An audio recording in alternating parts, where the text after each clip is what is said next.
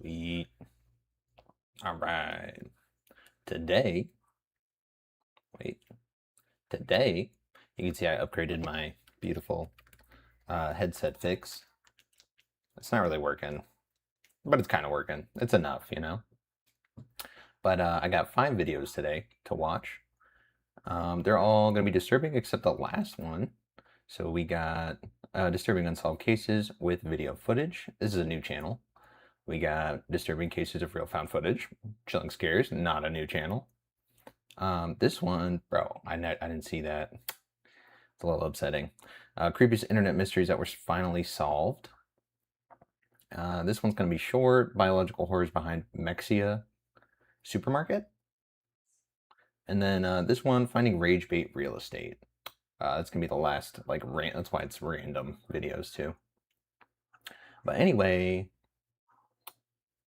I got a comment over the last couple days or whatever, and it was like really bothering me, and I don't know why, but they were like saying that it seems like I don't like what I'm doing, and it's like, I don't know, it just stuck with me. So I have coffee, you know, maybe I didn't have coffee that day or something.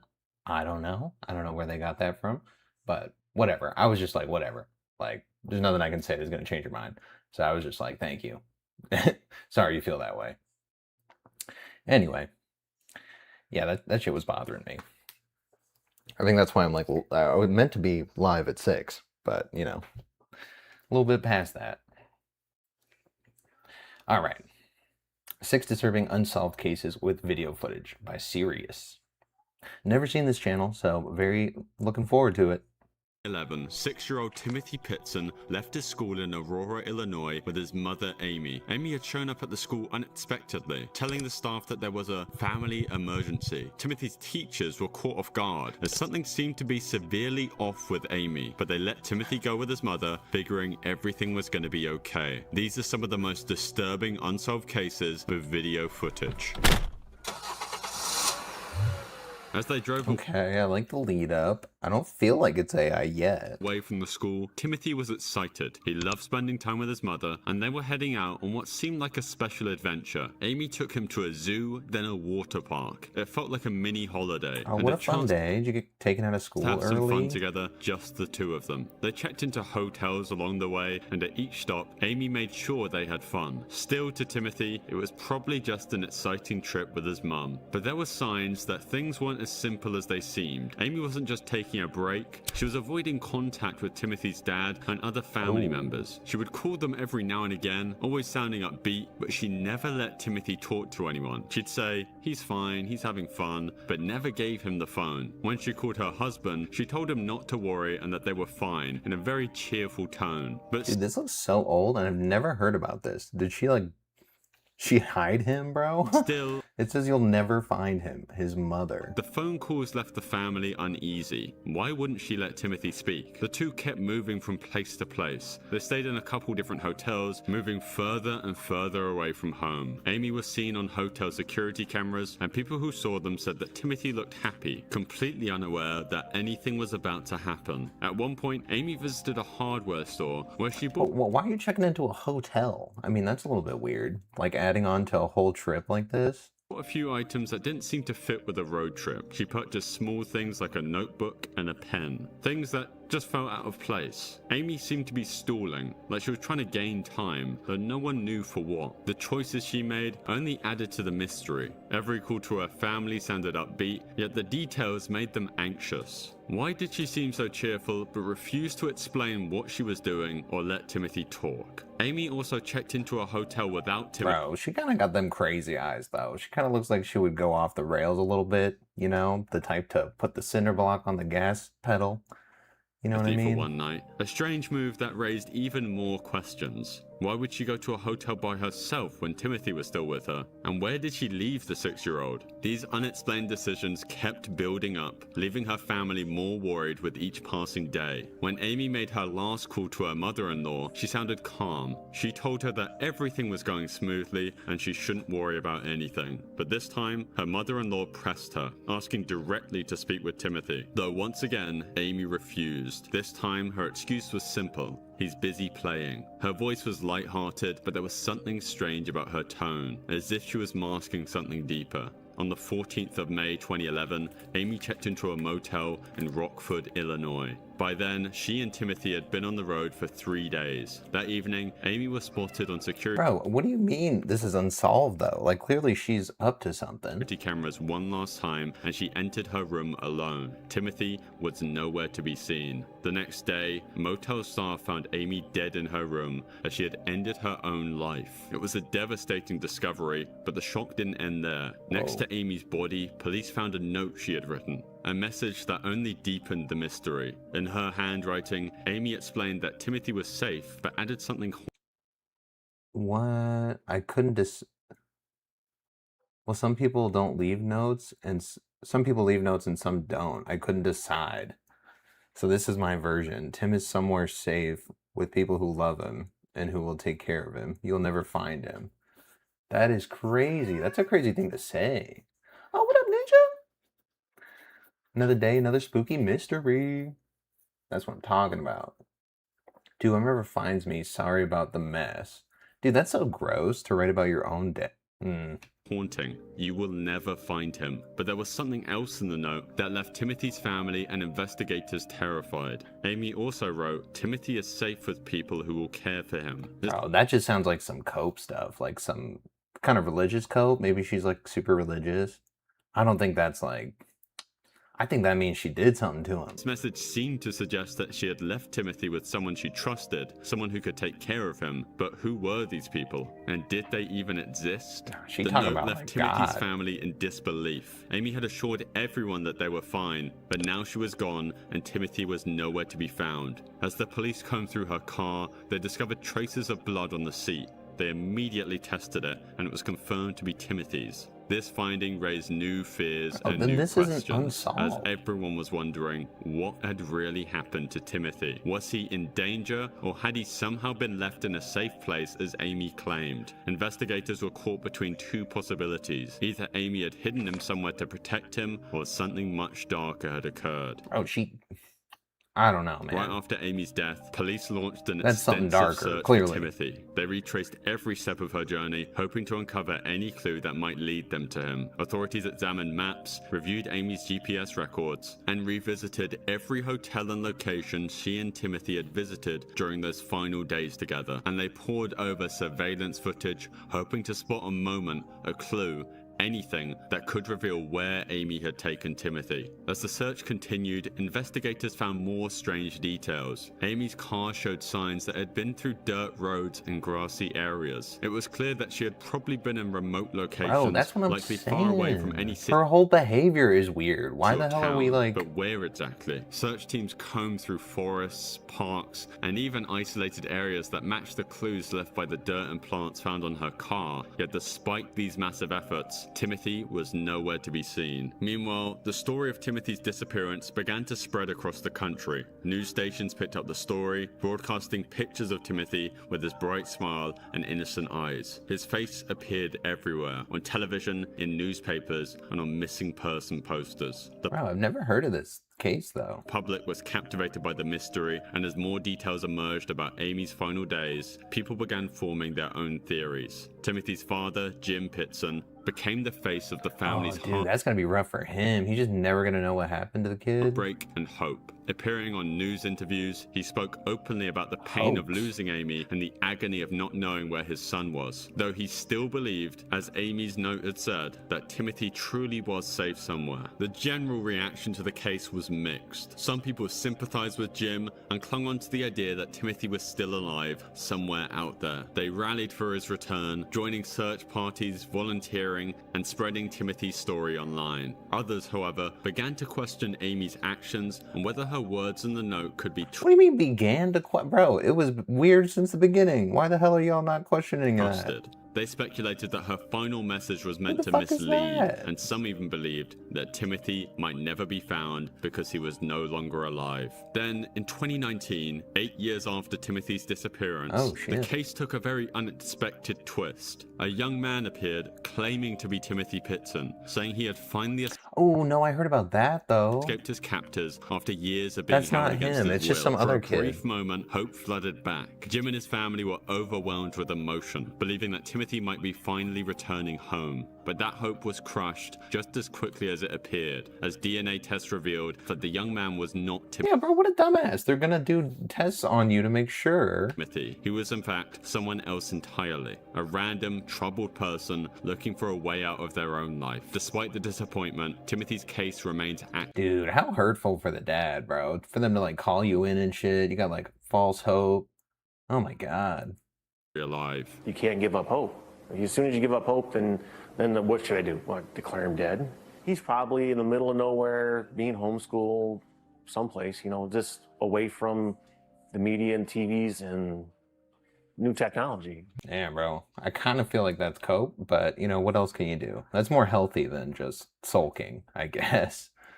As long as he's not like lying to himself. But damn, that was just sad, dude. Oof. Oof, that one's very sad. Normal time. I don't know. She did something, bro. She obviously, I would have ended off thinking she took him out, but he's safe in heaven. To be up and ready. She was dedicated to her fitness classes, regularly teaching early morning sessions. She had a class scheduled. Oof. Hold up, let me go back. I wasn't locked in for that. Man. Still dark in Midlothian, Texas on the morning of the 18th of April 2016. For 45-year-old Terry Missy Bevers, a fitness instructor and mother of 3, this was a normal time to be up and ready. She was dedicated to her fitness classes, regularly teaching early morning sessions. She had a class scheduled at Creekside Church of Christ that day, and she was known for showing up early to set everything up. Around 4:20 a.m., Missy entered the church, her headlights briefly illuminating the parking lot before going dark. With her workout equipment and supplies in hand, she made her way inside, likely unaware of the danger that Oh damn, she just get up that early? 4:20 in the morning to work out? Awaited her. At the What church? she didn't know was that someone had already broken in. Hours before Missy arrived, Creekside Church had been empty, but by 3:50 a.m., a figure had appeared inside. Oh yeah, I saw this. This was in a recent video. Okay, I'm probably gonna skip it then. It was a whole ass video on that. I remember this guy walking through, banging the doors around. Damn, okay. Maybe I should have checked that out. Okay. And that name sounded too familiar. I knew right away. Alyssa Turney was a typical 17-year-old high school junior living in Phoenix, Arizona, with her father, Michael Turney, and half-sister Sarah. Like most teenagers, she had a part-time job, friends, and dreams for the future. But on the 17th of May 2001, everything changed. That was the day Alyssa vanished without a trace, and the mystery of her disappearance These are some really old videos. Why is it? I mean, it's a year ago. Leave her family and community searching for answers for years to come. It was the last day of school, and Alyssa was looking forward to summer break. She and her friends had made plans to celebrate, and it seemed like a typical start to what should have been a carefree summer. But what happened that afternoon has been clouded by strange details, some coming from her father Michael himself, who was the last person to ever see her. According to Michael, he picked up Michael got some weird vibes Alyssa from right off the Paradise bat. Valley High School around lunchtime. He claimed that they went out for a bite to eat at a local restaurant, and then, once they returned home, they had a heated argument. Michael would later tell the police that Alyssa stormed off, shouting that she was leaving and heading to California to live with her biological aunt. To back this story, Michael claimed he found a note from Alyssa in her room, saying basically He claimed a lot here. exactly what she was saying in the argument, that she was running away. The Sarah said you didn't want me around. Look, you got it. I'm gone. Nah, that sounds like some old dude trying to act like a teenager. That's why I saved my money. Dad, I took $300 from you. Nah. note, written in Alyssa's handwriting, didn't sit right with Alyssa's friends and family. For Yeah, even with me, I don't even know the girl. one, none of her belongings, like her phone or purse, were missing. If Alyssa truly intended to run away, why would she leave behind everything she'd need? And why didn't she tell any of her close friends just about check her her plans? handwriting. Initially, authorities treated Alyssa as a runaway, believing that she might have truly gone to California or was still somewhere nearby in the Phoenix area. However, doubts started to arise when the $1,800 in her bank account was left completely untouched, and she failed to contact any of her friends and family. As police started to Bro, these are supposed to be unsolved. All of these are like pretty clear cut. Like, we're gonna say they never figured this out? investigate further, they discovered something odd. Michael had been tracking Alyssa's movements in ways that went beyond what many see as protective. In fact, he seemed to have an unusual level of control over her life. Telling At you, her bro. job, Right off bat, I said he's got a weird Alyssa's vibe. co-workers noticed Michael would occasionally appear unannounced, sometimes with a video camera. In one instance, he secretly recorded his daughter's interactions with customers, co-workers, and friends. Oh no, that's creepy. She went out there to confront him? Claiming it was to ensure her safety, but there was no clear reason why he would have to monitor her like this. Nah, that is super creepy. To like in-person film you at work, I would be creeped out. Dude, it's him. What the fuck? Making her feel uncomfortable and trapped. They reported that Alyssa felt she couldn't do anything without her father knowing, and over time, she grew increasingly resentful of his intense surveillance. For any teenager, this level of control would have felt— Yeah, bro, obviously. I mean, they had a heated argument just before. What the fuck are we talking about? direct and honest approach. She very openly talked about her suspicions of Michael, as well as her struggle to keep the case alive. Sarah wasn't afraid in the slightest to speak out against her own stepdad, publicly declaring that she believed he was responsible for Alyssa's disappearance. Her boldness was both risky and shocking, but it was effective on TikTok as viewers— Bro, then what are we talking about, dude? Then it's solved, no?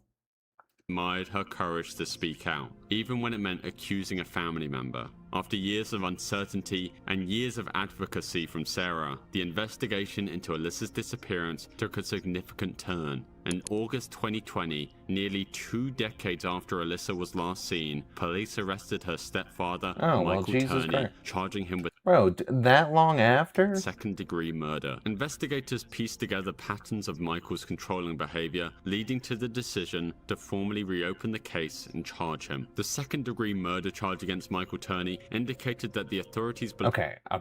It's great coverage of the story, bro, but this says unsolved. So I'm really starting to feel like this is just like a slop video. Like, what the fuck? Every one of these has been like very clearly obvious. This one was solved 100%. Like, what are we talking about? If this one, I don't know. lifetime. A Caribbean cruise, warm beaches, and the endless blue of the open sea. Amy Lynn Bradley, a 23-year-old recent college graduate from Virginia, was thrilled about the trip. Traveling with her family, she boarded the Royal Caribbean— Ugh, I don't know about cruises, dude. They're just not for me. I mean, everyone's just super drunk and belligerent, and it's so packed. There's no, I would hate that. cruise ship Rhapsody of the Seas on March 21st, 1998. And you gotta pay for that experience. Amy was excited, but also a little bit nervous. Friends and family said she wasn't exactly the cruise type. Amy was athletic, outgoing, and independent, but she had a fear of open water, which made the cruise ship a bit of a leap outside her comfort zone. The night of March 23rd should have been just like any other night on the cruise ship. The family enjoyed dinner, and Amy later went to a nightclub on the ship with her brother Brad. The siblings had a fun night, dancing and chatting with the other passengers, and in a video taken that night, Amy looked happy and carefree. Around 3:30 a.m., Brad left the club to go to bed, and Amy told him she'd be right behind him. This was the last confirmed sighting of Amy by her family. Early next morning— How do you get lost on a cruise, though? How does that even happen? things took a shocking turn. Around 5:30 a.m. Eventually solved, but dude, absolutely. They have an asterisk and then the description. Just, bro, I gotta check, because, like, what the fuck? I'm a little upset about that. I'm not gonna lie. Amy's father, Ron Bradley, woke up in their shared cabin. He noticed that Amy wasn't in her bed, which immediately set off the alarms in his head. It was strange for Amy to be up that early, But then they would just sue the crew. especially since they'd been out late the night before. Ron initially assumed she might have gone up to the deck to watch the sunrise, and he figured she'd be back soon. But as the minutes passed and Amy didn't return, Ron's concern grew. He searched around the ship looking for any sign of his daughter as he checked the common areas, the decks, and even went to the ship's dining area, but there was no trace of Amy. I mean, would it not be the responsibility of the ship? Like, you guys haven't even docked. Like, shouldn't you know who's here? Increasingly desperate, he woke up the rest of the family. They searched for her together, hoping to find her asleep somewhere else or chatting with a friend, but Amy was nowhere to be found. By 6 a.m., the family reported Amy's disappearance to the ship's crew. At first, the crew didn't seem as worried as the Bradleys were. They suggested that maybe Amy had gone for a swim, fallen asleep somewhere, or even gone ashore on her own during an early port stop. However, Amy's okay, a little different if you guys made a bunch of stops. Family knew she wouldn't have just wandered off without telling them. They insisted that something was wrong and pushed for a more thorough search of the ship. The search of the Rhapsody of the Seas was extensive, but it wasn't fast. Crew members scanned every deck, every room, every public area for any sign of Amy. Still, nothing turned up. By midday, the captain made an official announcement, alerting all passengers to Amy's disappearance and asking for any information. But despite everyone's efforts, it was as if she had just vanished into... Oh, I feel like you'd have to do that really carefully. You'd cause panic on the ship, and everyone would leave. And then you wouldn't be able to get any data. Thin air. Amy's family then tried to convince the captain to stop the boat until Amy had been found. As if the worst case scenario had happened and she had been kidnapped, she could then be smuggled off the ship when they'd eventually reached the port. The captain ignored their pleas and continued to drive the boat, allowing everyone off the ship. For the Bradley family, the idea that Amy might have gone overboard was unbearable. She was a strong swimmer and wouldn't have been careless around the water. Plus, Amy had left behind her shoes and her identification in her cabin, which raised even more questions. Could she have met someone who persuaded her to leave her cabin, or had she encountered someone with darker intentions?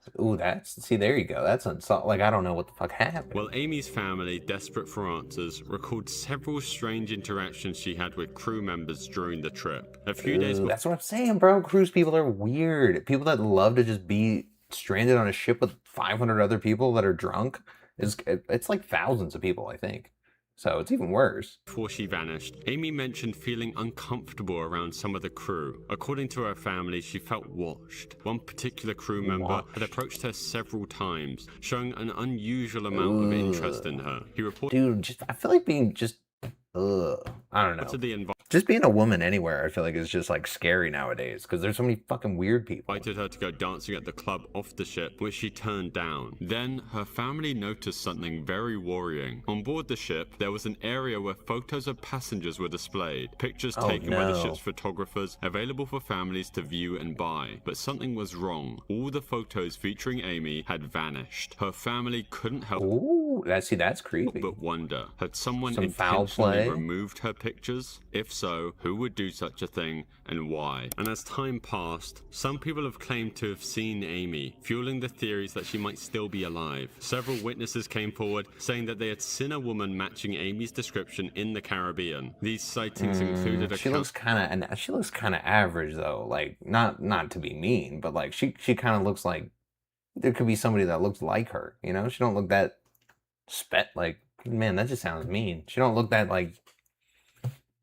Damn, never mind. From a sailor and tourist who saw a woman resembling Amy with men who seemed to control her. In one case, a Canadian tourist reported seeing a woman in a brothel in Barbados. The woman allegedly begged for help, saying she was in fact Amy and was not allowed to leave. These sightings gave Amy's family hope, but all of them led to dead ends when followed up by authorities. No concrete evidence was found, and the woman in the sightings was never confirmed to be Amy. The descriptions were often vague, and some sightings happened in chaotic settings. Still, for the Bradleys, each new sighting brought a glimmer of hope, which is also connected to perhaps the most disturbing theory of all, being that Amy had been abducted and sold into human trafficking. The idea was bolstered years later when a chilling piece of evidence emerged as a photo of a woman resembling Amy was found on an adult website. The woman in the photo had a similar tattoo to Amy, and her appearance is undeniably similar, considering that she would be several years and you could tell because the life not in the face, you know? She don't even seem like she like happy. older. Amy's parents saw the photo and were convinced it was her. They believed the image was proof that Amy was alive. Dude, that's the worst thing, bro. I feel like the cruise actually seems like a place where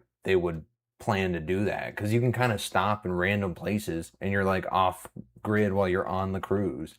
trapped in a terrifying situation scary. from which she couldn't escape. Investigators found evidence of human trafficking rings operating within the Caribbean, and a young woman like Amy, traveling alone at night on the ship, could have been a target. Her family began to suspect that if someone had lured her, they might have forced her off the ship in one of the island ports and into a Bro, dock you never know. It could have been anything. Like somebody could have like abducted her and killed her and threw her overboard. Like you really wouldn't. Network. Either way, until this day, Amy Lynn Bradley is still missing 26 years later. Wow. Kenny Beach was no ordinary. Bro, when did they like declare them like no longer, alive? Like, isn't there a point in time where they do that? Hiker. Kenny was the kind of person who thrived on adventure. He had been hiking for years, tackling some of the hardest trails in the southwest United States. Friends described him as fearless and intensely curious, which perhaps is what eventually led to his unfortunate end. He documented one of his hikes on YouTube, where he'd gained a small viewer base and talked about some of his findings in the endless stretches of the Mojave Desert. There were abandoned mines, strange caves, and even government training grounds all around the place. Kenny's viewers became captivated by his discoveries, eagerly awaiting another upload. I don't know, dude. I was in Boy Scouts for the longest time. We would do camping trips every week. And it was cool to see all the stuff, but I wasn't that enamored by it to like make videos and stuff doing it and like make it your whole passion. Like, I just don't get the drive those people have to like explore. Kenny, their excitement seemed to fuel his own. Despite the dangers, Kenny found a sense of freedom in these remote places, but he also knew the risks. A simple slip on a rock, a broken bone, or getting lost without cell reception could mean dangerous. Life or death. Yet Kenny believed the rewards were worth the risk. Kenny once shared that he had a habit of exploring alone, even when people a fucking snake, dude. I would never. warned him against it. Hiking alone in a desert like the Mojave was not something that most would consider, but Kenny saw it differently. He believed that hiking alone sharpened his senses, and it forced him to be more aware of his surroundings. Without the distractions of company, he could listen to the desert and focus on the details he might otherwise overlook. His viewers, and also he probably knew, that each time he went out there alone, he was taking a chance. But it was a chance he seemed willing to take again and again. But there was one discovery that would change everything. It wasn't a bit of an adrenaline junkie almost. Like, it's more of like a thrill thing than like a explore. just another rocky canyon or long abandoned mine. It was something different. And I'm looking for a cave that I found, and I didn't have a sidearm when I was here before, and something about that cave just spooked me. Out of all the caves I've ever gone in, this one just made my body vibrate. The closer I got to it, the crazier my body felt, and I was like, all right, I'm not gonna go in there right now, but I'm coming back someday. So hopefully. Man, this guy seems fun though, this is the type of guy to get a beer with or whatever, he just seems like he'd have a lot of stories. Don't find it. It's shaped like a big M. It's a big cave that looks just like a gigantic M, and it's about as tall as I am and kind of narrow. And it's stuck on the side of a mountain, so I hope I can find it again. His viewers began to speculate about what might have caused such a strange reaction. I've never heard of it was this. Natural, maybe an odd geological feature, or maybe a minor earthquake. And obviously others immediately believed there was something more mysterious at play, like secret military experiments or something supernatural. Kenny read through all the comments, and it was clear that the mystery of the M-shaped cave had captured the minds of many. People were sending him messages, pushing him to return to the desert and explore the cave. It wasn't like him just to back down from a challenge, and the encouragement from his viewers made it harder for him to ignore the mystery. But he was also cautious. He knew that returning to such a remote location was risky, especially with the strange sensation he had felt. Was it really worth the danger? Despite the fear of the unknown, Kenny decided he couldn't let this mystery go. He wanted answers just as much as his audience did, maybe even more. And soon, he announced his plans to go back, determined to find out once and for all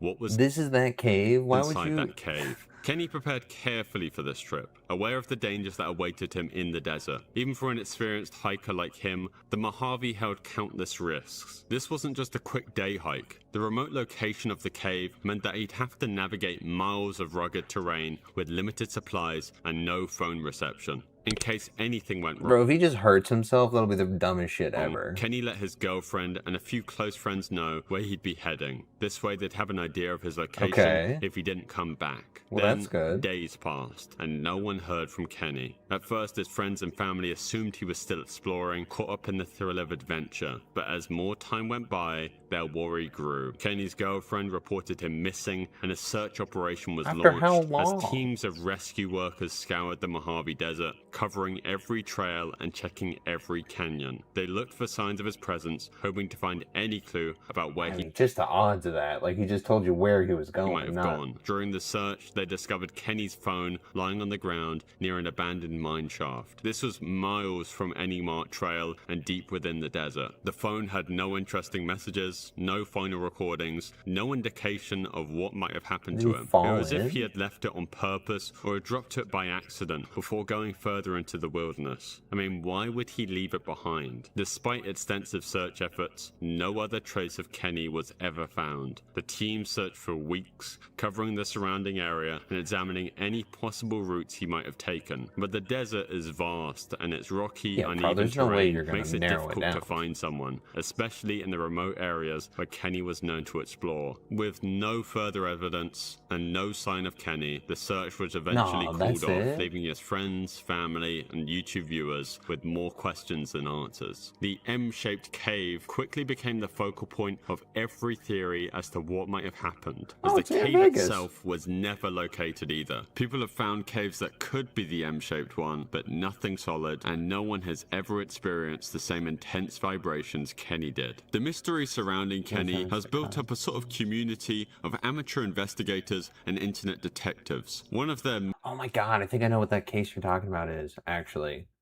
Dude, I need to do a whole thing on, like, the bad police operators, because that shit is so infuriating when they just, like, don't take the job shit. I don't know if it's because they just do it so much, and they're just, like, tired of the job, but they really don't take any compassion in any of the calls. It sounds like they don't give a fuck. Many theories involves Kenny's sister Debbie Veach. Now Debbie runs a little Reiki studio and shop, and in 2018 it was burgled. A man unidentified broke in through a glass window with a crowbar, stealing an iPad and other small items. Many people who like investigating the mystery of Kenny are absolutely convinced that this was him based off of the security footage. Debbie has never even implied it's Kenny, but still people are clearly desperate to find out what happened to him.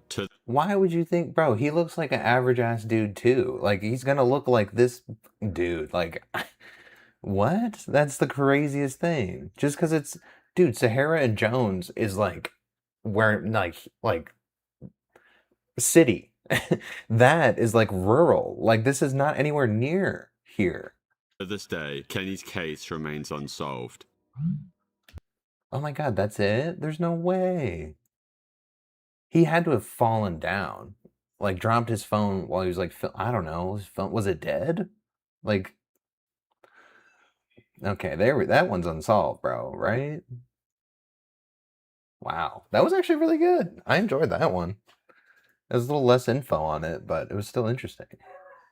Was only 8 years old when she disappeared from Washington, D.C., leaving a trail of unanswered questions and unsettling mysteries behind. Born on October 29th, 2005, Relisha lived a far from easy life. I've definitely not heard of this one. Relisha's family struggled financially, and she spent most of her early years moving between unstable housing situations. Relisha and her family eventually found a place to stay at a shelter known as the General Family Shelter. While it provided a roof over their heads, it was a difficult environment for any child. The shelter housed hundreds of families and individuals experiencing homelessness, and the facility was crowded and sometimes chaotic. For Relisha, the shelter was both her home and her playground, though it was far from the safe, nurturing environment that every child deserves. Despite these hardships, Relisha's teachers and people who knew her described her as friendly and full of curiosity. They noted how she loved school and seemed to be happy there, finding some sense of stability and normalcy in the classroom. Her teacher noticed, though, that her attendance was irregular. Days turned into weeks, and when Relisha stopped coming to to school altogether, people started to worry. At first, no one knew what to think. I mean, she's like a child. Shouldn't we be asking the parents what's going on? Absence was unusual, but not completely shocking. Living in the shelter meant that her life was unpredictable, and unfortunately, it wasn't uncommon for children in similar situations to miss days. No shit, dude. I mean, of course she hated the shelter. Like, what?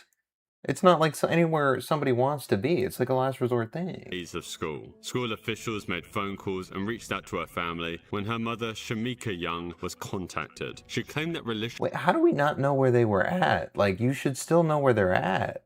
Like, you're there with them. You guys aren't separated, right? She was in the care of a doctor and was being treated for a health issue. She even provided the name of the doctor, Dr. Tatum. Relieved, the school trusted Shamika's explanation and didn't press her any further.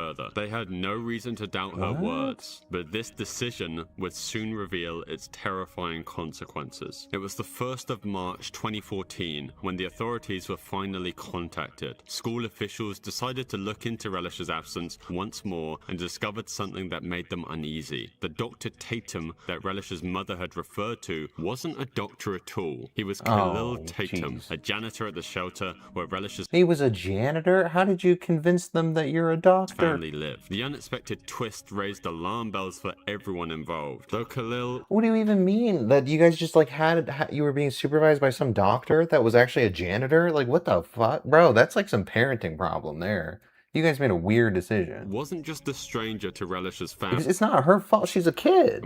He was someone who had developed a close, almost unsettling relationship with her. Shelter staff and other families noticed how Tatum spent time with Relisha, buying her gifts, taking her on outings, and providing her with things that perhaps her family couldn't afford. People close to the family obviously saw these gestures as unusual, but no one could have guessed what would come next. Tatum had an extensive criminal history that included burglary and larceny. He was hired despite concerns raised by some about the shelter's lack of proper background checks. The shelter's staffing shortage and high demand for support made it difficult to screen employees thoroughly. Tatum's Wait, do they still get sued for that though? I mean, you guys did employ them. role brought him into frequent contact with Relisha and her family, and he gradually became a trusted figure in their lives. Relisha's mother, Shamika, accepted these gestures, even allowing Relisha to spend unsupervised time with them. Shamika, man, we gotta do a little bit more vetting. Like, what? Once police began investigating, they uncovered disturbing details about Tatum's behavior. Surveillance footage later revealed that Tatum had taken Relisha to a Holiday Inn Express in Northeast Washington on March 1st, making it the last known sighting of the young girl. Tatum's actions following that day became even more suspicious. He was spotted purchasing a shovel, lime, a chemical that can be used to stop the smell of a rotting corpse, as well as large trash bags, items that suggested he might have intended to cover up a crime. Then, something very unexpected happened. That's pretty clear cut. As the investigation intensified, authorities discovered that Khalil Tatum's wife, Andrea, was found dead in a hotel room from a gunshot wound. This development only deepened the urgency of the search for Relisha, and bro, I mean, this is not unsolved. It became clear that Dr. Tatum was even more dangerous than the police thought. Law enforcement began a nationwide search for Tatum. Meanwhile, the behavior of Relisha's mother, Shamika, was starting to make less and less sense. When the school first notified Shamika that Relisha wasn't attending anymore, Shamika did not immediately notify the police or the shelter staff. Oh, she had to be like, oh, that's gross. A delay that severely impacted the investigation. She was in Shamika's on general response was slow and at times evasive. When asked by the police and child welfare authorities about her daughter's last known whereabouts, she provided limited information, and her answers often lacked urgency. It could be possible that Shamika might have feared getting into trouble herself. Nah, bro, nah. She was in on it, and she was probably getting some kind of like money or something for it. That's fucking nasty. She was aware of Tatum's involvement with her daughter and the potential legal implications of neglect. Authorities investigating the case became increasingly frustrated with Shamika's lack of cooperation. Although she eventually acknowledged that Tatum had been taking care of Relisha, she continued to give inconsistent statements about why she allowed her daughter to spend so much time with him. It just doesn't her make sense. Explanations were often contradictory, shifting between trusting Tatum as a caring figure and being unaware of the danger her daughter faced. Shamika's behavior either suggested a stupidly high level of trust in a stranger or a complete failure to recognize the risks associated with allowing her daughter to be in Tatum's care. Nah, bro, she doesn't just not understand bro, there's no way you don't know this guy's a convict. Like, he's not a doctor. I mean, it's very clear when somebody's a doctor, you're like, oh, no, it makes sense. There's no one that's going to be like, oh, shit, he's a doctor, too. There's no way. That's not going to happen. Not for a doctor. Oh, man, that video was kind of infuriating. Bro, that also was not unsolved. That was 100% solved. Like, through and through. I think there was 2 of these that were theoretically unsolved. So, I don't know if I'll be coming back to this channel, but good video, I guess. All right. Man, that was, dude, the kid ones are just, like, so frustrating. Especially, like, that one. Like, I feel like that one involves, like, the sexual part and then the, you know, the kid thing and the money thing and the trafficking thing. It's fucking gross. Ugh. All right. Hopefully, bro, I'm gonna, do I have any, like, scary video ones? I feel like I should have mixed it up a little more. That's right. This is why most abuse comes from within the home. Absolutely. Dude, it's always the parents, and especially at that age. Like, it's so impactful. Like, you could already be too late when they're, like, 10. Ugh, that girl was probably, like, I don't know. That girl was not even 10. Oof. Next video is going to be Chillin' Scares, one of my favorite channels. 6 most disturbing cases of real found footage. This will be a whole lot better, and it'll probably align with the title, which, thank God. On August 15, 1989, a family of 3 was driving along Interstate 205 near Stockton, California when their car began to overheat. Forced to pull over, the father popped the hood to check the damage. It didn't take long to realize they needed professional help. Leaving the mother behind to stay with the car, the father and his young son set out on foot to find a payphone. As they walked, the boy noticed something unusual, a camouflage jacket discarded by the side of the road. This piqued his curiosity, and he went over What is this reenactment? to take a closer look, only to find an unmarked VHS tape sticking out from one of its pockets. The boy picked up the tape and later brought it back to his home. By this point, his parents were also curious about what they'd find on this seemingly abandoned tape. So ooh, I would not, I don't know why, but I would not want to put that in a VCR. They inserted it in their home VHS player and pressed play. However, the contents of the tape were far darker than what they could have imagined.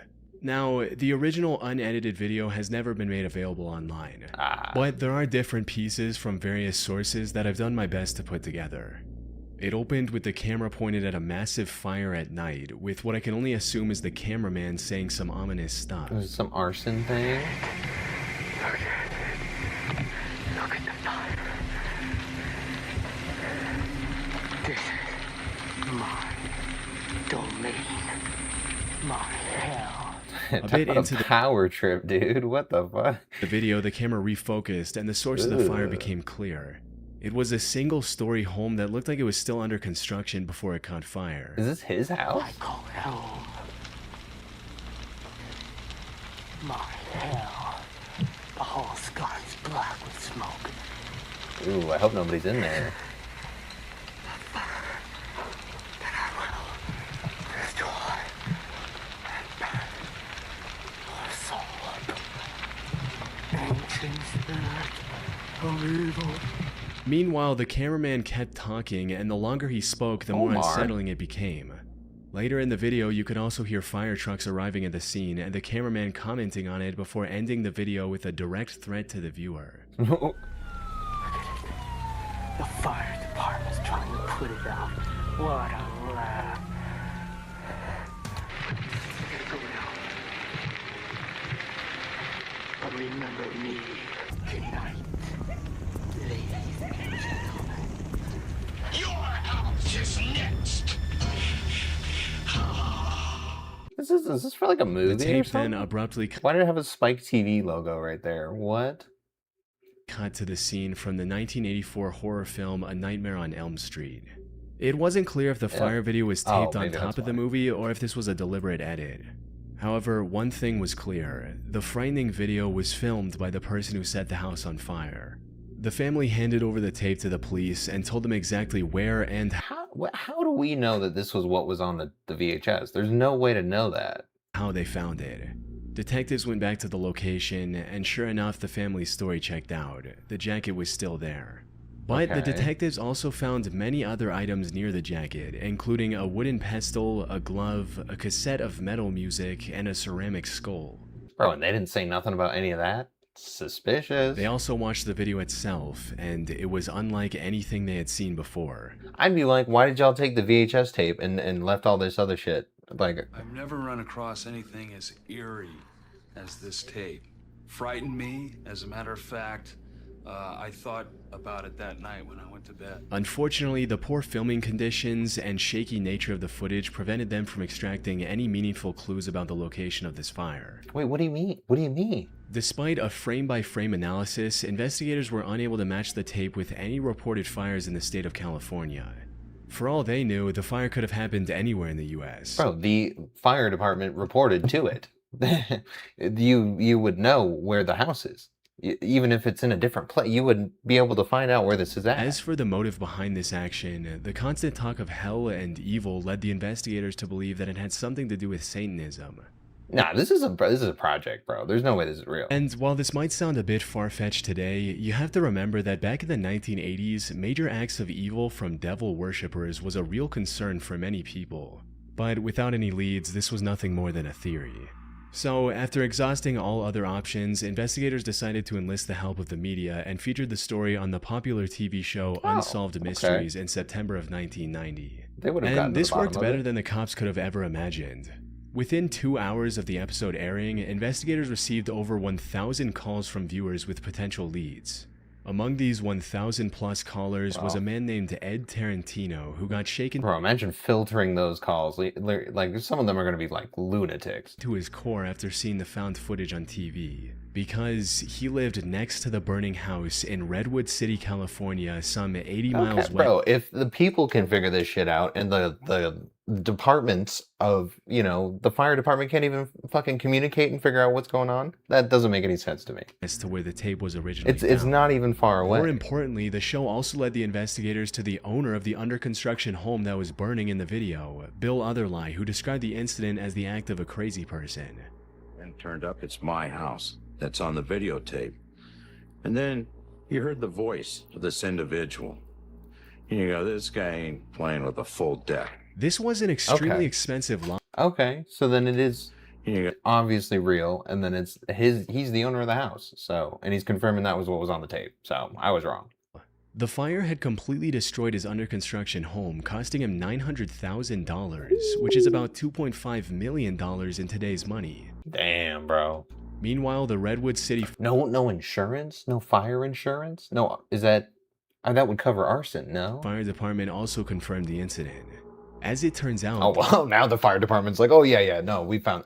Come on, man. That's not even... They need to do better. All the government shit needs to do better, because it's just that... This is from back then, too. Yeah, well, y'all weren't on your phones, too busy with other shit. That was not the case. the fire department had captured their own footage of the incident for use in future training, and parts of this fire department footage matched the mysterious tape. Cross-referencing the two videos also revealed that the arsonist was just about 50 feet away from the fireman when he recorded his video. The fire department's trying to put it out. What a rat. Yeah, this looks a little bit more than 50 feet, right? Now all that remained was to capture the culprit, but that wasn't going to be easy. According to the owner of the fire department reports, the arson attack happened in August of 1988, which is an entire year before the tape was found on the side of the road. Okay. Well, there you go. Lead the investigators had on the suspect was the name he mentioned in the video, Omar. Forget it, Omar. This is what I've been doing on your week's vacation. I said I'll do it. I said I'll do it. It wasn't much, and for a while it seemed like a dead end. That is, until the police received a new tip from Doris Lance, another person who saw the Unsolved Mysteries episode on TV. She suspected that the Omar mentioned in the video was referring to a 17-year-old boy who lived in the area. And when the police brought him in for questioning, he cracked almost immediately and told them everything. Oh, Omar, dude, you weren't built for it, man. Omar Not for claimed that that he life. was silently standing off camera when the video was filmed, He was there, Omar. You were there? and that it was his 19-year-old friend who started the fire and recorded the video. The investigators were finally getting close to the perpetrator.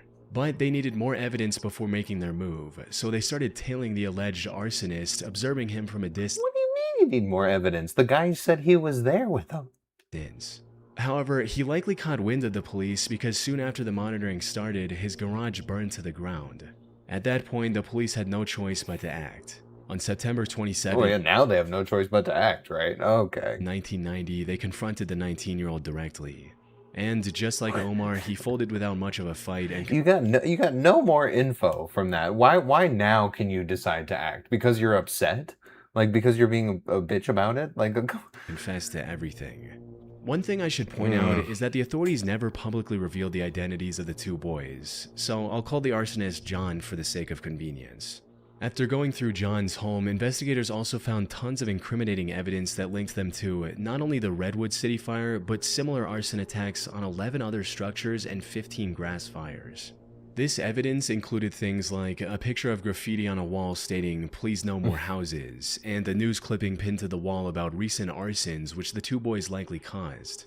But that wasn't all. In the burned down garage... Bro, why are criminals better at criminaling than police are better at policing? Like, we should be on, y'all have money as police. Like, the criminals gotta steal the money to upgrade, you know what I mean? It doesn't even make any sense. They discovered bloodied knives and mutilated animal parts. They also found tapes containing disturbing footage of John dressing up as a satanic vampire and threatening a humanoid sculpture with a knife. How you doing, Father? I hope you're doing real good. What a weirdo. But not all of the footage was so theatrical. One of the most notable clips showed the two boys goofing around in an open field. And now, to finish the job. I think I've seen this video. That field, as it turned out, was being transformed into a housing development. It's likely the boys were furious about the changes and decided to take matters into their own hands by torching under construction homes to stop the developments. This would also explain the eerie graffiti I mentioned earlier. However, since both of them were minors when they started those fires, they were tried as juveniles despite the severity of their crimes. Omar was sent to juvenile detention, while John was deemed mentally unwell and was admitted to a mental institute. Okay, well that's good. There's got to be another alternative to the juvie thing, because the second they're not juveniles anymore, they just get out. It doesn't make sense to, like, they just get a free ticket to do a crime when they're 17. Juvenile detention, while John was deemed mentally unwell and was admitted to a mental institute. That's ridiculous. What happened to the two after that, we don't know. I've seen some claims that John was released from the mental institute and died in a car accident in 2017. And while there's no direct evidence to back this claim... Bro, what? He walked onto the freeway and was hit by a car. You would know about that. Like, that would have been reported and everything. They would have had to come pick his body up out of the street. Died in a car accident in 2017. And while there's no direct... Oh, but we don't know whose name it is because the police didn't release that. What? Bro, all the government shit is just trash. Evidence to back this claim, I did find a news report of a hit and run in Redwood City from January of 2017. There you go. The victim of this incident was 45 years old, which aligns perfectly with the age John would have been in 2017. Wow. But dude, leave it to chillin' scares, bro. He'll just figure out whatever he's a beast. If this is completely unrelated and John is still alive, I seriously doubt he'd reveal himself now just to satisfy the curiosity of randoms on the internet. Yeah, as for the tape itself, it's still unclear how it found its way on the side of the interstate. I mean, he's in a mental institute, so he's probably not living a good life either. Guarantee that's government too, so guarantee he's gonna get what's coming to him. Man, government stuff is just so ass. On August 23rd, 1987, a pair of backpackers were hiking south of the Junco Lake trailhead in the mountains near the tiny town of Tabernash, Colorado. However, what might have seemed like an ordinary hike quickly turned into an unforgettable experience that would stay with them for the rest of their lives. The two came across the wreckage of a crashed plane with parts scattered everywhere. They informed the authorities about the find, prompting a complete search of the area for evidence of what happened to this plane and when. While Dale Wood, a Colorado deputy sheriff, was investigating the area, his attention was drawn to a VHS tape hanging from a tree. Most of the tape's insides had come out and were tangled in the branches, but he recovered everything he could and brought it back for restoration to a somewhat playable condition. And the footage was— Oh, how? A VHS tape? How? disturbing to say the least. The Now that's VHS fascinating. contained the last moments of two men who went missing 3 years ago, the 36-year-old James Jeb Cottle and his similarly aged passenger Ronald Hugh Wilmond.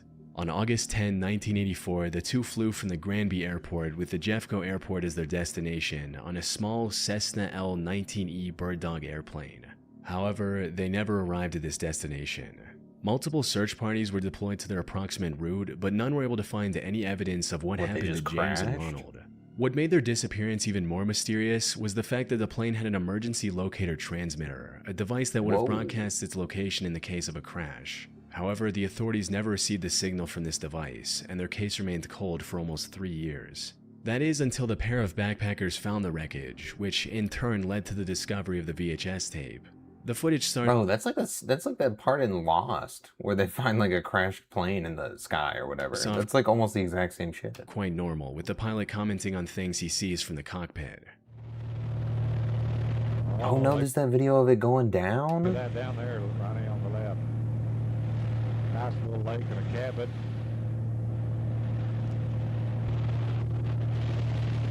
Wow. Little dead trees down there.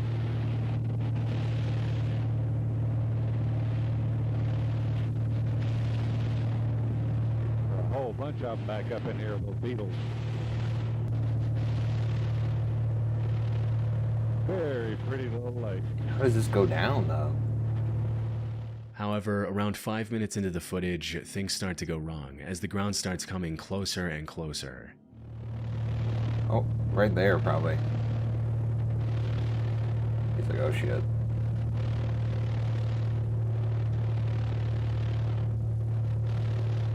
Oh no. Experts analyzed this footage to find out what went wrong, and apparently the pilot failed to account for density altitude before taking off. For those that aren't familiar with aviation lingo, think of density altitude as the thickness of the air. When it's Okay. hot, humid, or a higher altitude, the air becomes thinner, making it harder for planes to fly well. Pilots use density altitude to know how their plane will perform, like how much runway they need or how much weight they can carry. On the day of the crash, the density altitude around Tabernash was 13,000 feet. In other words, the air was as thin as it would be at an altitude of 13,000 feet. James failed to I'm glad I'm not a pilot, bro. I don't understand any of that, and I would have crashed the same way. account for this massive difference. When his plane came across rapidly rising mountains around 10,200 feet above sea level, he wasn't able to lift the plane in time to fly Ooh, bro, over that's why you can't just be flying around if you don't know what you're doing. them safely. The footage showed how he tried to quickly turn back, but stalled the plane's engine in the process, resulting in it turning over and crashing into the trees. Oh, does he go silent though? I'd be panicking right here.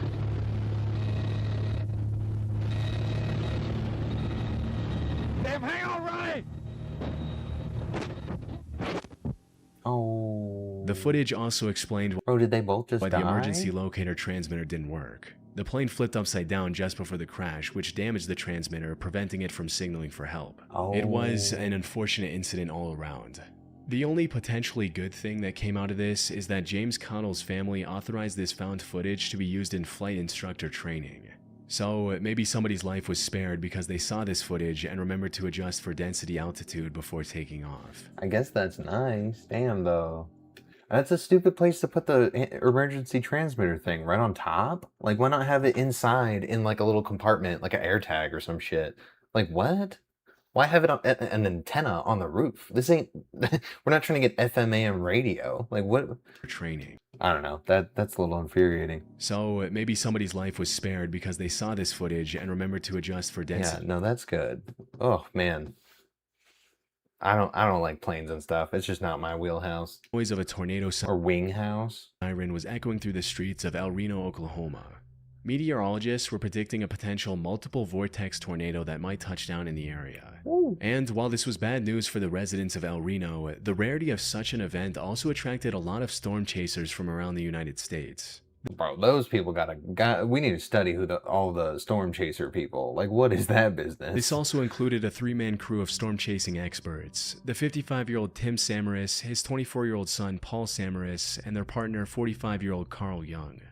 The three had extensive experience in safely chasing.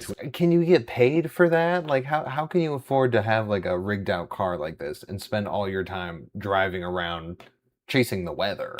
Like, twisters and gathering valuable data from them. They were also a part of the Discovery Channel's Storm Chasers and were heavily involved in the show from seasons 3 to 5. In May of 2013, the trio had actually arrived in the stormy area many days earlier to thoroughly analyze the storm before giving chase. Oh, I'd say this is the one. Oh yeah.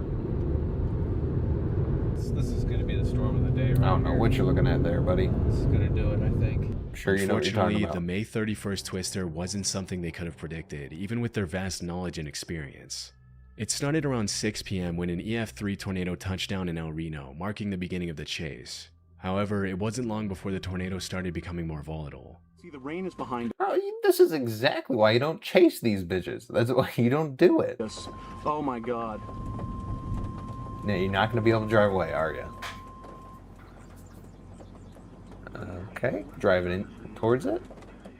What was supposed to be a category EF3 quickly turned into an EF5, which is the most intense a tornado can get. But even the title of EF5 cannot fully demonstrate the terrifying scale of this particular twister. By the time it stopped growing, the El Reno tornado had a radius of 2.6 miles, the largest in recorded history. It also had a wind speed of 313 miles per hour, or over 500 kilometers per hour. Ooh, talk about a breeze, bro. I think that would just blow the skin completely off your face. Carl and the Samaras brothers were attempting to ride parallel to the tornado to observe from a safe distance. Unfortunately, the twister made an unexpected turn and started coming towards their You don't need to be observing it no more. You know what's going on. Get the hell out of there. car. They tried everything in their power to escape safely, but sadly, it was too late. The tornado flung the car into the air, sending it barreling across the El Reno region. After the storm had passed, search parties found their car. How did they go find it? How do you even recognize your car at that point? Which was reduced to 60% of its original size. And while Tim's body was found strapped inside the vehicle, oh my god, he was still strapped in? Carl's bodies were found half a mile east and west of the car. All three had tragically passed away in the incident. After 313-mile-an-hour winds is going to do that to you. After some more searching, authorities also found a camera which was miraculously still recording. And after reviewing the footage, it became clear that it had recorded Tim. What brand is that camera? Paul and Carl's final moments. Now, as far as I could tell, the raw footage from this camera has not been released to the public, and no one has leaked it anywhere on the internet. But a select few people have seen the footage, including the crew's close friend Gabe Garfield. According to him, he could hear Carl talking about how eerily calm the air around them had become in the moments before their end. To which Tim replied, "Actually, we're in a bad spot," before uttering his final words, "We're going to die." Ooh, maybe that's why I didn't get released. This day, the story of Tim, Paul, and Carl serves as a stark warning to aspiring storm chasers, highlighting the immense danger of their pursuit. Even a team of industry-leading veterans couldn't withstand the unpredictable fury. I need to meet somebody who's aspiring to be a storm chaser, because what the hell? Of a twister. That is the craziest hobby ever that somebody could say. Bro, if I'm going to lie about my hobby, I'm going to just say I'm a storm chaser so that I seem like the most interesting person. If I'm like in disguise or something, I'm a storm chaser. I'm Jeremy Gust, the storm chaser. Oh my god. On the 1st of June 2000... It's hard to even feel all that like, aw, because it's like, bro, you guys were intentionally driving side by side with one of the craziest tornadoes ever. In 2024, a YouTube channel by the name of Found Memories uploaded a video titled Tape 92, Found Footage, Jason Sleeping. I've heard of this one though. And this was on that other video, and I thought it was the dumbest shit ever. The video is timestamped for 9:27 p.m. on April 22nd, 2007, and opens with the cameraman and it's literally just him sleeping. He sets up the camera, walks out of the room, and it shows the kid sleeping. Placing the camera in a way that faces a sleeping child. He better have found more info on it, because the other guy had no info. He's like, I don't know where this came from, no idea.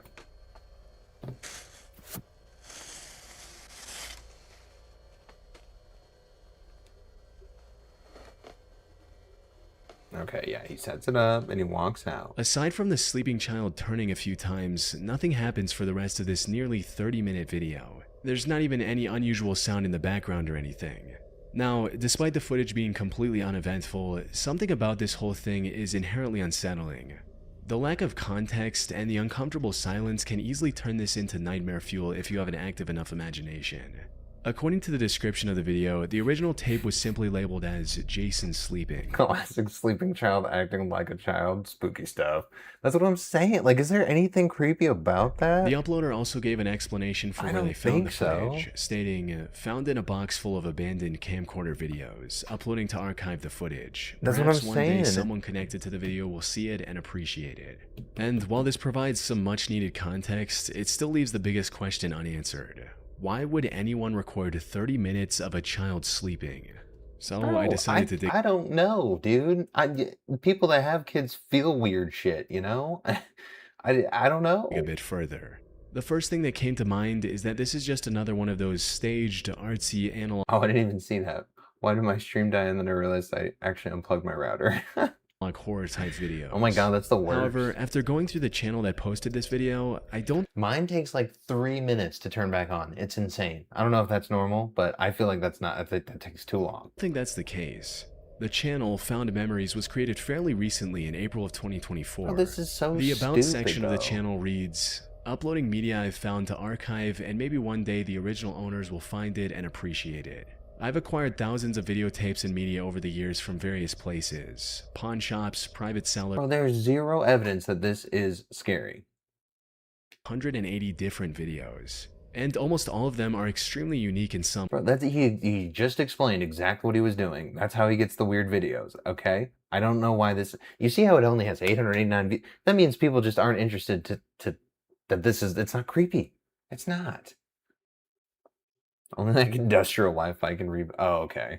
I think that's what I need. I think I've said that. I need like a NASA router. Like I don't care if you got to build a structure outside. I'll take it. Like just give me the best internet possible. Of Jason sleeping. I highly doubt the owner of this always channel had filmed internet or issues. acquired hundreds of random tapes just to sneak in one obscure horror video. So they're likely That's what telling I'm the truth about saying. Bro, at least he has evidence of it being not scary. The other guy was just like, oh, I don't know, that's kind of scary, right? Like, bro, no, it's not. recorded to catch him sleepwalking or talking. That's When what I I'm was 9, I saying. woke up in my mom's closet. My mom about had a heart attack when she opened the door and asked me why I was there. I said, I don't know. She thought I was lying, so one night she videotaped me. But I didn't do it. It was a one-time thing for me. Also could be paranormal reasons. Oh, that's what and it could be like a medical thing. Maybe the doctors were like, yeah, when he sleeps, like just make sure he's doing this or not doing this.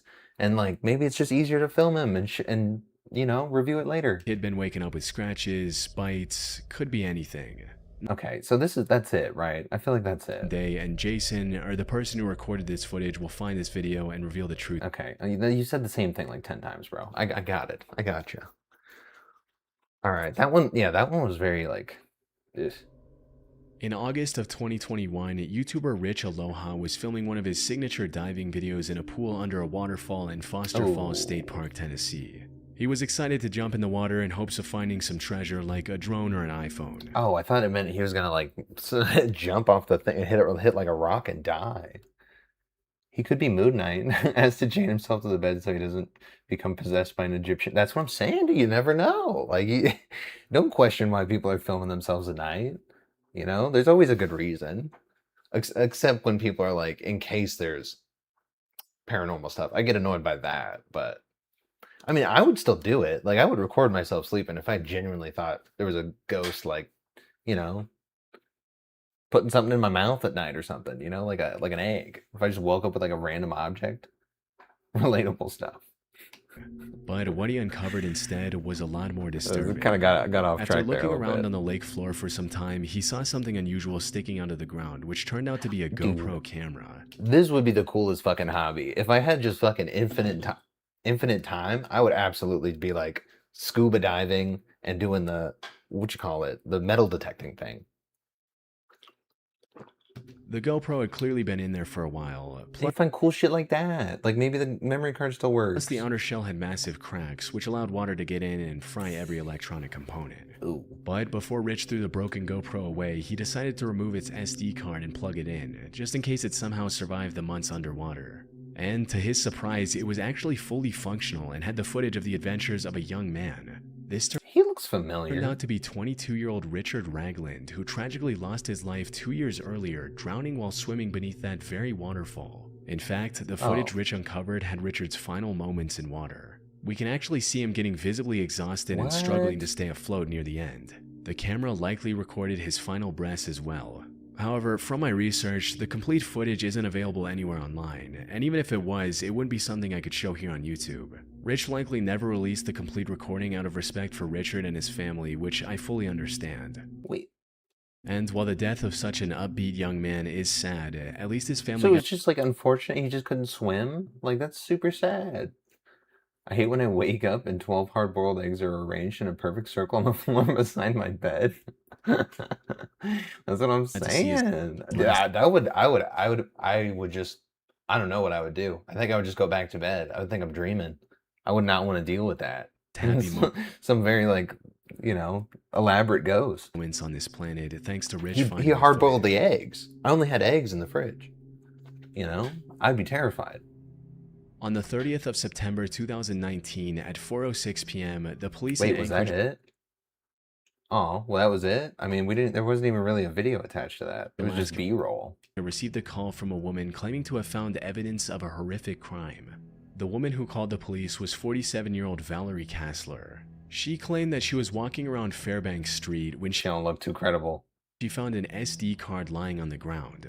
She picked it up and saw the words "Homicide at Midtown Marriott" written on it and thought that... Oh, bro, an SD card? You saw a whole fucking paragraph on that? There's no way. It might be the title of some obscure horror movie. However, nothing could have prepared her for the horrifying content that came up when she plugged in the card to view its contents. According to the reports, the card had 39 images and 12 videos, all from the same crime scene of horrible things being done to a woman in a hotel room. How do you lose that SD card, though, as the guy who did that? Like, honestly, you're that clumsy. The person behind the gruesome footage stayed off camera, but his unmistakable voice and distinct accent were clear in the videos. And while these videos were never released to the public, the person recording them would have sounded something like this. There through those trees, you'll see the doctor's house. He's like a heart surgeon or brain surgeon or something. There's the other neighbors. And there's the tree in front of the house. And there's the other neighbors. This is the voice of Brian Stephen Smith, who quickly became the #1 suspect in the case. Apparently, he had called the Anchorage Police Department a few days before the SD card was found and complained about someone stealing his stuff. So when the cops were reviewing the footage, someone So he killed them? From the station recognized his voice. The person who found the SD card also recognized the carpet pattern of the hotel in the pictures. It was the Town Place Suites by Marriott, which was located just a 5-minute... Oh, okay. Why do you know that carpet so well, buddy? Why do you know that carpet like that, though? Walk from where the card was found. Cops went to this hotel, and sure enough, Brian was checked into the hotel on the day the horrific pictures and videos were taken. Further investigation into Brian revealed that he was an immigrant from South Africa and had received U.S. citizenship less than a year earlier. He's from South Africa? He was also working as the manager of a different Marriott hotel in Anchorage. The police also found the discarded remains of his victim during this time. Unfortunately, he had gone on vacation with his wife the day the SD card was found. However, he was arrested seconds after landing at the airport in Alaska and charged with over 13 felonies for his unspeakable crimes. Bro, just on vacation too, and then you just misplaced the SD card? That's the universe getting you, bro. You did something wrong. Police also revealed the identity of his victim, the 30-year-old Alaskan native named Kathleen Joe Henry. Brian pled not guilty, but the evidence against him was too substantial for him to walk free. However, just as he was about to face justice, Valerie Kassler gave a testimony that could have complicated this case even further. If you remember, she originally claimed to have found the SD card lying on the road. In reality, she was hired by Brian as an escort. On her way out, she stole his phone. When she went through his phone, likely to clear it, she came across evidence of his monstrous deeds. But she did not want to get involved in such a massive case, so she copied the files to an SD card and came up with the entire found footage storyline. Hey, she's actually a G for that. What? What?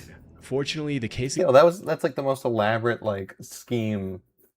I mean, I don't know. I guess sex work generally is a little bit of a scheme. It's a business, but it's a little bit of a scheme. Against Brian was already strong enough to withstand this revelation, and he was finally sentenced to 226 years in prison in July of this year. God. Wait, why so much? Holy shit, why don't we do that normally? Just like ban hammer people like that. And while this would not undo the pain and suffering Kathleen went through, at least now her family can rest easy knowing that the monster who did this to her is rotting in prison. Bro, and he'd be getting prostitutes and shit. Like, bro, whoa, dude, clean your life up a little bit. Oh boy, what a character. He's just got that like crazy like offset eyes situation too. Not like it's a bad thing, but he got them crazy eyes and they a little offset. So he looked like he, minutes from smacking you with a hammer. Wow, dude, Chilling Scares videos are just so good, dude. Every time. I'm always like pretty, and he even used that one, dude. He spun this one into a video I'm not gonna like rage about and skip. Like, what a G. All right, I'm gonna go pee real quick. I got 3 more videos. These 2 are kind of short, and then I got this one that's a little bit longer, but it is not disturbing. It's real estate based, so if people aren't into that, I get it. I think some states don't have life sentences, and they give year counters for the individual crimes and just add them up. Dude, I feel like they need to like normalize what we do with criminals and shit, because there's some states, I guess, maybe it's just certain states, but people get away with anything for like, like 2 months for like a murder or something like that. Or like that one was like, what was it, $7,000 for like some business that had caused neglect? Like just $7,000 fine. It wasn't even a fucking like jail sentence. It was ridiculous. I don't know. The government stuff pisses me off so much because there's nothing you can do about it. Like we all know about it, but there's no fixing it. It's all the old people just locked into place. Ugh. Anyway, I'm gonna go pee real quick. Give me like 30 seconds, a minute. Let me say a minute. I've been like not making it back in 30 seconds.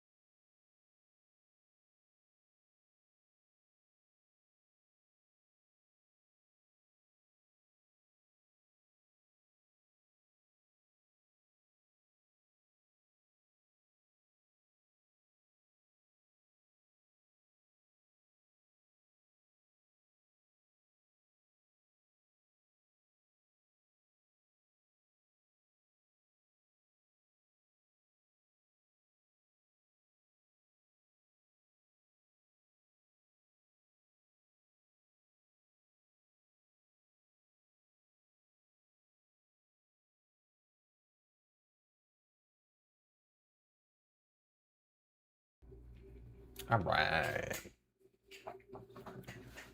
Vehicular manslaughter can have absurd. Bro, is that what it is? They like argue. Oh, that's what it is, huh? They like argue it down. So it's probably lawyers I'm mad at. I never knew that. Interesting. All right, I'm a little concerned about this video because it's got the. I don't know what causes this to be there. Like, did they indicate that it has AI in it? Like, what? Is it the animation, maybe? That's kind of wild, bro. If you're using like ChatGPT for all the animations in the video, can you do that? Is it to that level? Okay, I don't want to spoil shit. I thought this was going to talk about if it was AI or not. I think we're good, though. That's a lot of likes. The creepiest internet mysteries that were finally solved. Oh, the paint explainer, even though it's AI. Lily Peters. On April 24th, 2022, what began as a normal Sunday afternoon turned into a tragedy. Around 3 p.m., 10-year-old Lily Peters left her home to visit her aunt. It was a trip she made often. The house was only a 3-minute bike ride away, and nothing seemed unusual. However, that evening, Lily didn't come home. At first, the father, Alex, thought she might still be at his sister's house. When he called, however, his sister said Lily had already left over an hour earlier. Alex tried calling the parents of Lily's friends, hoping she had stopped by to play, but no one had seen her. Growing worried, he Oh no, dude, I know another channel exactly like it with the same voice called Mr. Paint. Oh no. Dude, one of them stole it from the other.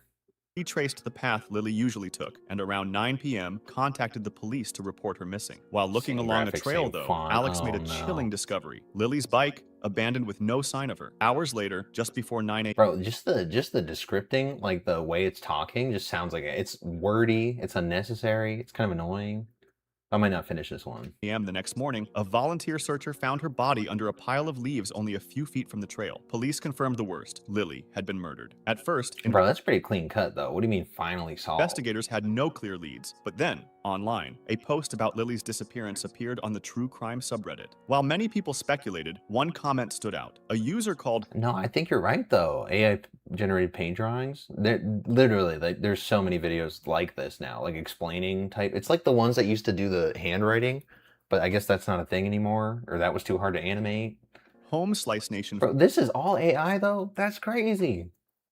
wrote that they had been playing Pokemon Go on the same trail that day. They said they saw Lily in a pink and purple hoodie walking with another kid.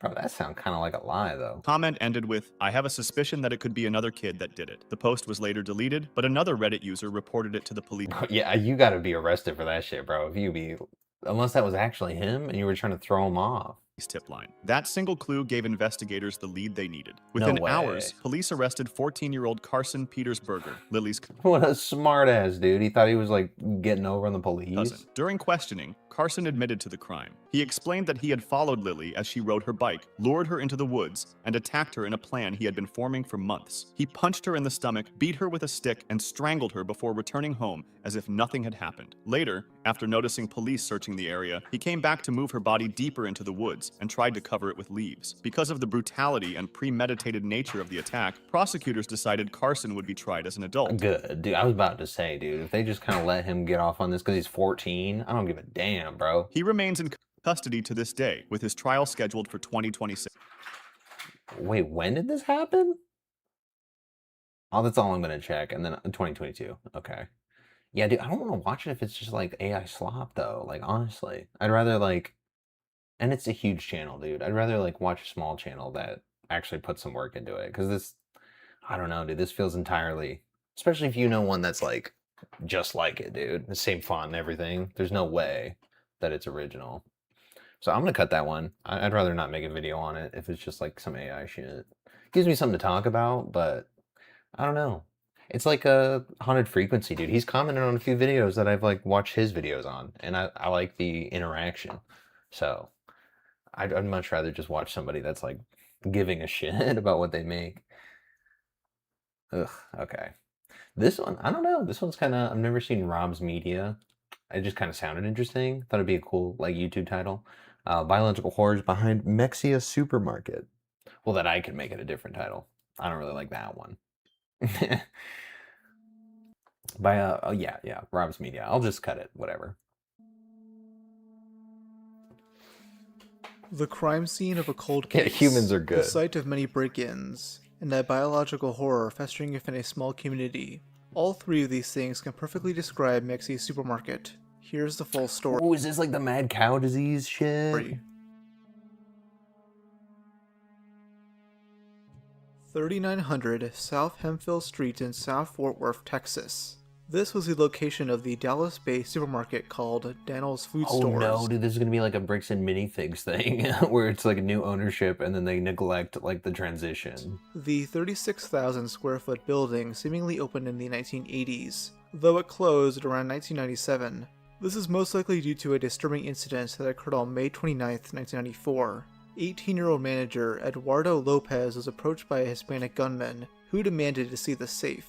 Eduardo, who had no choice, took the man into the office. He was then shot and killed. with the man hiding his body in the freezer. Yo, what did you never wait? So he never got into the safe? Like, you should have just got the money from the safe and left, no? To this day, there doesn't seem to be any suspects, and not much information is publicly available on. Oh, this is the guy that was shot. They never caught the guy. Oh, well, that's just sad then. He was young. Line. The building would soon get new owners, being two unknown individuals that came to the United States from Laos.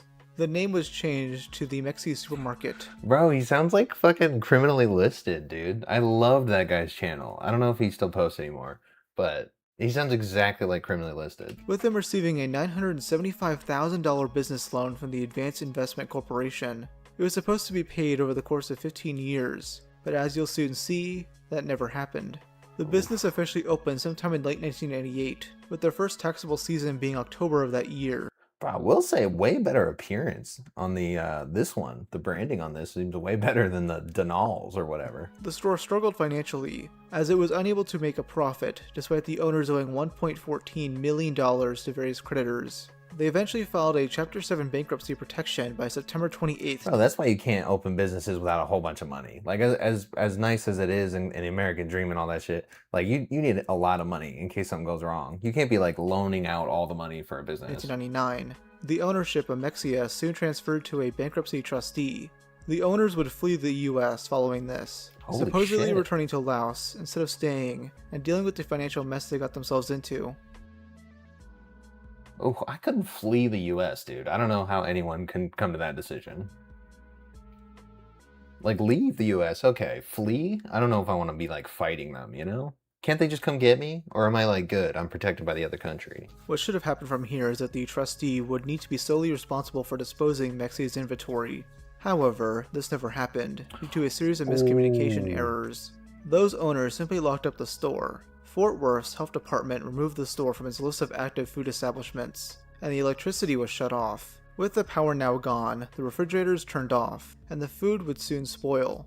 While at the time it wasn't known what was going on inside, the effects on the outside were still devastating. By mid-October 1999, nearby residents began complaining of the smell, as it was so foul that it would cause headaches to anyone who walked near the store.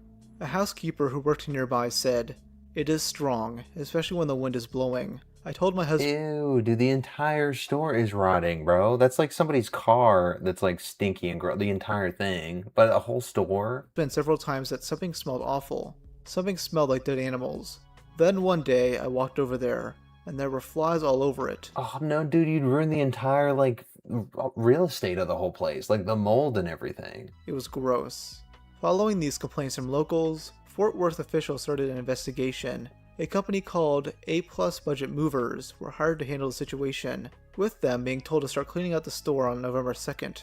They declined to do so, as they felt this job was beyond their expertise. Yeah. That's what I'm saying, bro. It's gonna cost... No. Yeah, that's how bad this was. It said it was $100,000 in damage. There's no fucking way, dude. There is some serious real estate damage with that. Though apparently the smell wasn't bad enough for two teenage boys, who reportedly broke in on November 13th.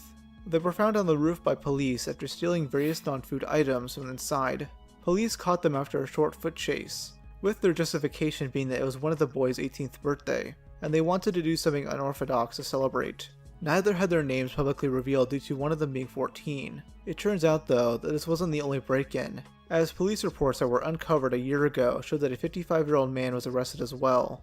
The man had been dumpster diving in the area. Dude. There's no way no one is going to try to break in. Like, 2 people breaking in over that whole time is actually impressive. And managed to find a large quantity of cigarettes, batteries, and a 12-pack of beers.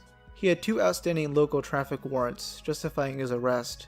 There was a third break-in reported, though not much details are known besides the suspect escaping through a fire exit. Wow. Dude, I'm saying, dude, there's no way they're going to get to clean this up. It's going to be so fucking bad. Since the A+ budget movers weren't able to do the cleanup, Fort Worth's Department of Environmental Management had to do it themselves. 2 officials, Brian Borner and Jimmy McClurg, assessed the store, knowing that many precautions were needed to even enter the building now. Nah, bro. No. That's why this shit costs so much, because you have to get people who are certified in cleaning and, like, remediating mold and shit. Like, it's a serious... You can't just be like, oh, we'll just do it ourselves. I'll just get the Clorox out. Nah, dude. It's way past that now. Someone should just went in there, threw the shit away. Would have saved over $100,000. No. I mean, the outside of it was swarming of rats and cockroaches, not to mention the repugnant smell that could be sensed from miles away. To combat this, barricades are put in place around the store so that these pests couldn't invade the nearby community. This could have caused an outbreak due to how many diseases these creatures had.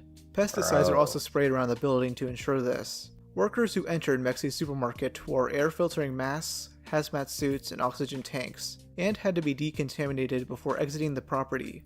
The workers came from Garner Environmental Services, entering the building on November 16th. They would have entered the day before, but they had to delay in order to test the air quality. Yeah, it was that bad.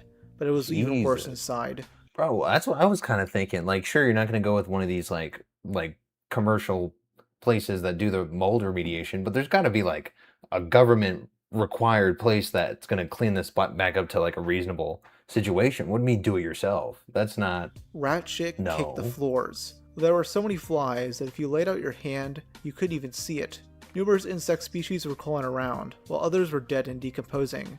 One of the workers of Garner Enterprises, Todd Johnson, said, "It was one of the worst smelling projects in my history." Ugh, when the rats die from the bacteria. Bro, there would be maggots on maggots in there. When rats... Yeah, flies produce eggs that hatched into maggots. Holy... Off to bed. For sure, Ninja Shifter. Thanks for joining the stream, bro. Die from the bacteria, you truly understand that it's a bad atmosphere and lethal for the workers. The fruits and vegetables inside were rotting. The milk containers had exploded due to the high amount of lactic acid and other gases. Oh, bro, exploding rotten milk. Packaged meat either seemed untouched or were covered in some sort of grayish-black goo.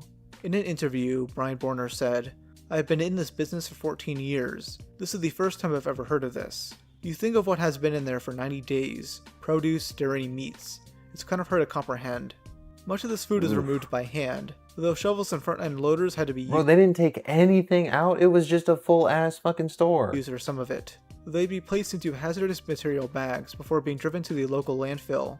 Between the week of November 23rd to the 30th, cash registers, fixtures, and non-perishable food items were removed before the entire store was fumigated. Ooh, bro, it's stained in mold on the shelves. Initially, it was reported that this cleanup cost around $10,000 to $15,000. More. Though it was later reported on the site, Groceteria, that the Fort Worth City Council said it cost over $100,000. Yes. This incident remained obscure until 2010, and brief bits of footage were aired on television.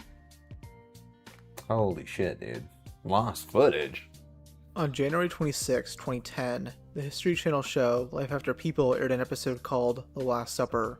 It, of course, talks about what would happen to our food supply if humanity were to die out. It uses the Mexican supermarket cleanup as a case study in the topic. Not much footage is shown though, maybe only around a minute and a half's worth. This has led to many wondering what happened to the rest of the footage, and why it isn't readily... Bro, what do you mean, bro? Nobody wants to be in there smelling that shit with the camera on. No way. ...available online right now.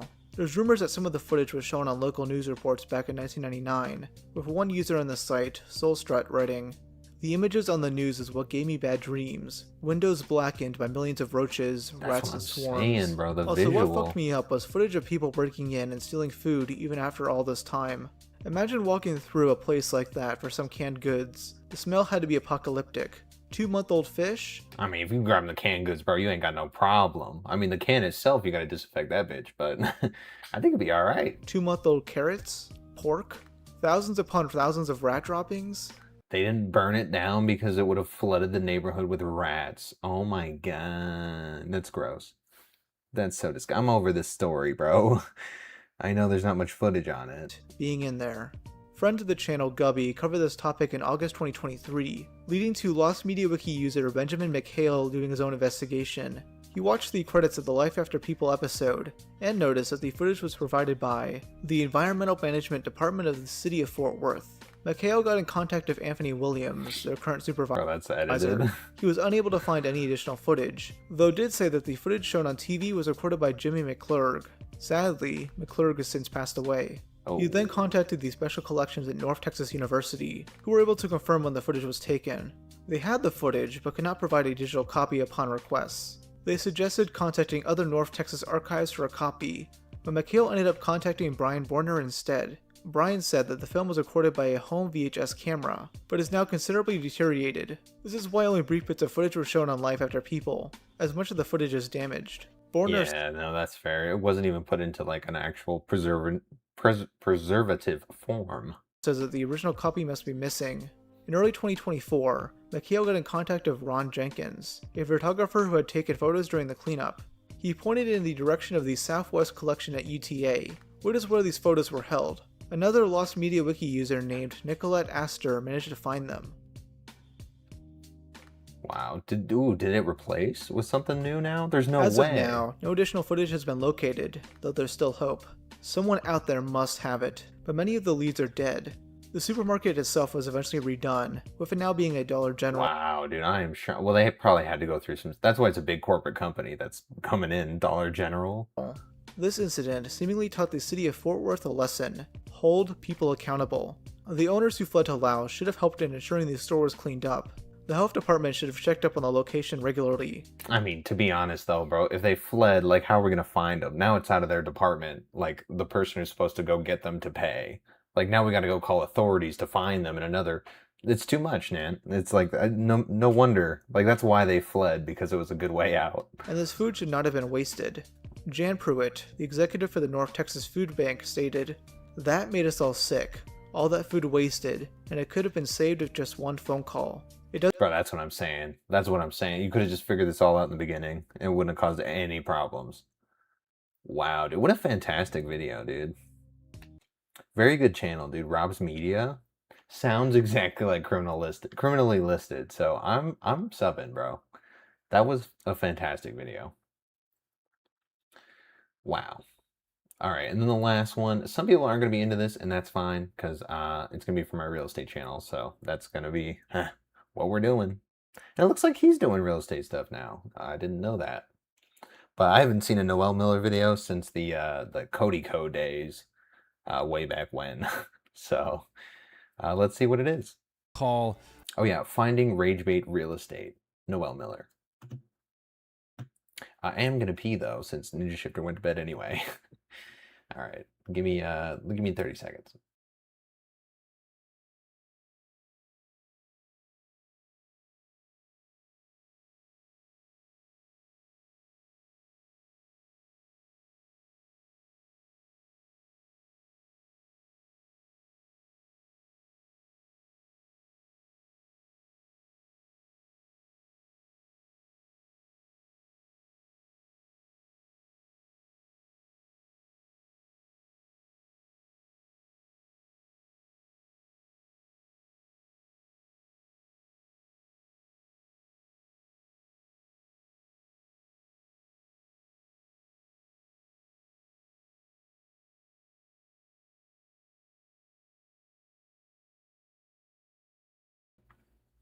All right.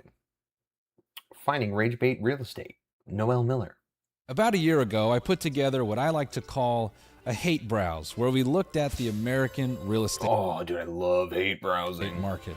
More specifically, what was considered an affordable home. Fast forward to now, big financial firms are saying American real estate is beginning to hit the shitter. It's not quite a huge floating turd in the water, but it's sliding down the porcelain. Bro, no shit, dude. They're all switching to a rent model now. Everyone's doing rent. All the big companies, AMH, the Polt Homes, all those shit, they're doing rental business models now. So they're not building homes to sell to people. They're building homes to rent to you at more of a price, like a higher price than it needs to be. So no shit, dude. Today we're going to take a second look at American real estate and the different homes people are trying to get rid of as our economy goes up in flames. If you're new here, I'm your host and temporary real estate agent, Noel Miller. Dude, that is so perfect, dude. It's gonna there's so many people trying to offload their shit and it's not worth anything they think. And it just is going down and down and down. Welcome to the company lot.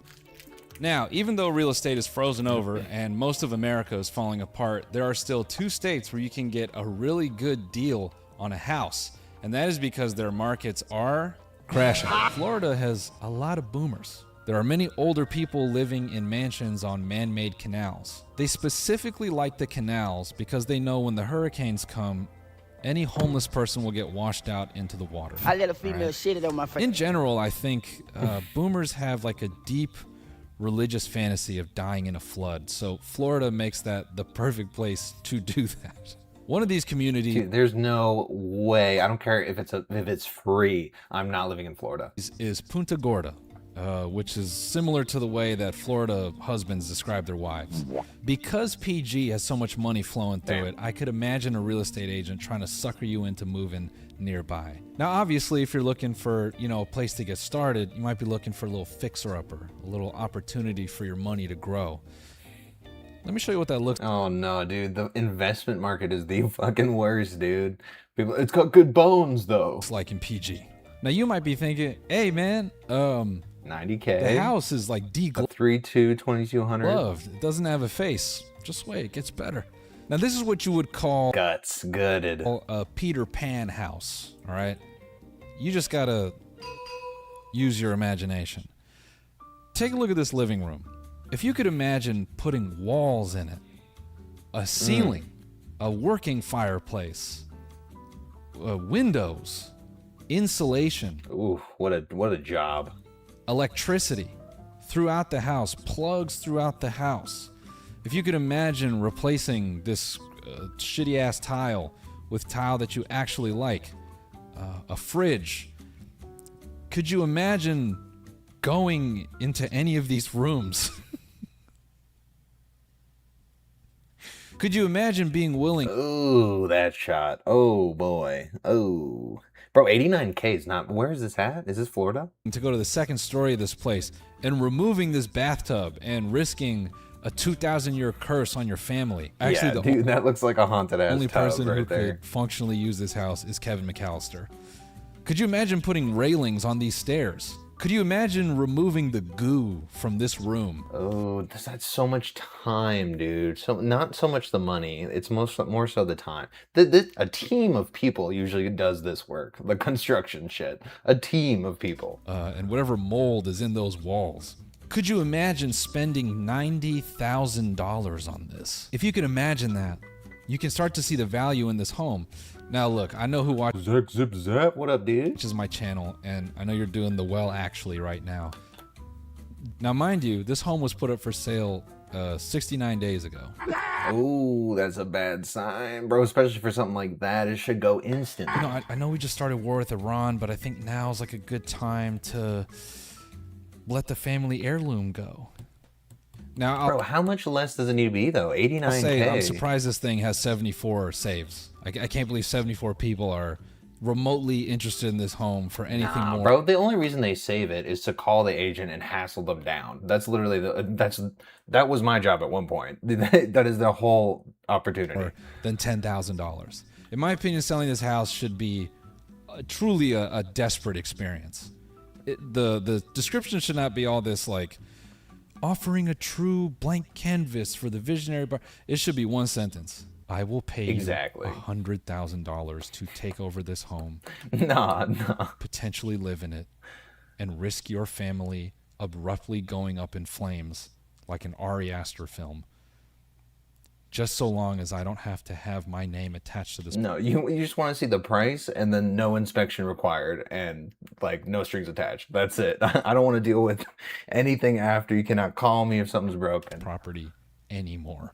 Now, obviously, there's some high-value males watching this channel. You're looking at me going, dude, I've been making a lot of bread selling male Kegel machines on the TikTok shop. Oh, God. I got you, all right? I got something for you on the coast of Florida. A little bit more of a baller fixer-upper. Wait for it. The first house in American history. Dude, no. He lives in Florida, dude. I'm sorry. There's nothing that you could do to get me to move to Florida. I would never. History built on industrial-grade dancer poles. Let's have a look at what you can have for the low price of $335,000. How do you get up there? First of all, when the flood comes and it kills all your neighbors, you can just watch. Oh, it got flooded out. Watch it happen. Every hurricane that wipes out your neighbors, you will get to see new neighbors establish a new life next to them. Your living space will stand the literal tests of time. You can speak to the generations of people that have existed on the island before you that you've had to watch wash away. And in that way, you will be spiritually the same as your millionaire boomers upstate. But instead of living on a man-made canal, you live on a real peninsula. Now, keep that in mind as I just don't get it. I don't understand why you would want to take that risk. I mean, life is hard enough, and then you're gonna like fight nature at the same time. It's just silly. we go through photos of Fuck this Florida, dude. Now, we really only need to show you one photo of this home because it doesn't have a floor. Oh, what is 335,000? Are you serious? Is this real? And that's just kind of a give and take with Florida fixer-uppers. If you have walls, you don't have a floor. And if you got floor, you don't have walls. It's just kind of the vibe, you know? And that's because sellers want you to have the opportunity to spend your money to make the home what you want it to be. Again, this is 335. This is not, I think this is just not relative to normal U.S. real estate because Florida's its own, like, different. There's no way you're going to find something this ridiculous in, like, Nevada, like here. There's no way. $1,000. And Florida's look, insane. they're being reasonable. They took 50 grand off. And look. Oh, that hurts, bro. 50, from when? How long has it been up? $1,000. And look, they're being reasonable. They took 50 grand off. They're delusional, bro. They started this shit at 400,000. That is crazy. And look, we took that 50,000 off so you could put a floor in it. What do you think? You know what's crazy is this home last sold for $324,000. Oh, that's why. And they're trying to get a profit. They're trying to make 10 grand to sell you a house with no floor. Now look, you don't have to go all the way to the edge of Florida to get some, you know, bang for your buck, right? You can get some. Bro, the problem, though, is this a for sell by owner or it's contact agent right here? This is listed by a real estate agent. There's an agent in Florida that thought this was a reasonable thing to do. That's what I'm saying, bro. It's not even the people that live there. It's the realtors as well. Like, there's no chance in Florida you're going to get any kind of, like, decent real estate experience. Again, this is $335,000. And look, they're being reasonable. They took 50 grand off. It's a dollhouse in there. It's just... Dude, okay. Hold up. Let me go to the next one. I wish you did chapters. This property sustained flood damage during last year's storm and is being sold strictly in its current condition. Due to the extent of the damage, the home may require substantial renovation or could present an ideal teardown and new construction opportunity. No way. You're under the impression that someone's going to do a teardown for this and you're still charging $300,000. Yeah, this 900 square foot home that we purchased for $672,000. Bro, y'all got fucked. Why would you buy it if it's that it's a 2-1. $1,000. Yeah, we'll sell it to you for about half. And after you pay that half, you might need to spend about an entirely new house. $200,000 to fix that? You're not fixing anything. You just got to remove the trash. You might need a brand new house on this property. Just a heads up. Now, while I'm being a dick about it, someone did pay, the 300 grand to bulldoze this thing. Which, hey, if you got it like that. Really? Yo, they had to be dying for this location. They have to live next door or something. But someone did pay, the 300 grand to bulldoze this thing. Which, hey, if you got it like that, I guess maybe it was Whistling Diesel. Maybe he paid the 300 G's just to blow this up. Moving on. Now for this next property, we're going to go up in price. We're going to go a little bit over the median because there are some high-value alphas that watch this channel. It's not all of you, but it's some of you. I want to give a window into what some of your fellow viewers are able to afford. These are, influencers who are like fucking killing it on RainBet ads. They moved to Miami. They've been seen a few times in the background of clavicular streams. They're really ready to drop $500,000 on a home. Not in Miami proper. They need something like a little bit out of the way, but just something nearby. And I got something for you guys. What you're looking at is an original property owned. Whoa, 477 is correct. Well, it's kind of big, 2,600.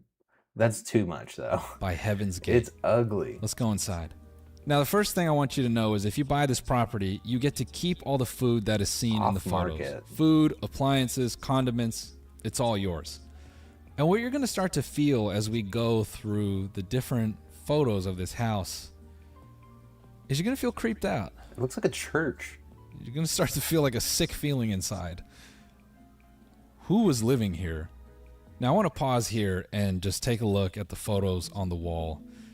I want to pause and inject a personal thing into this video. I don't like photos in oval frames.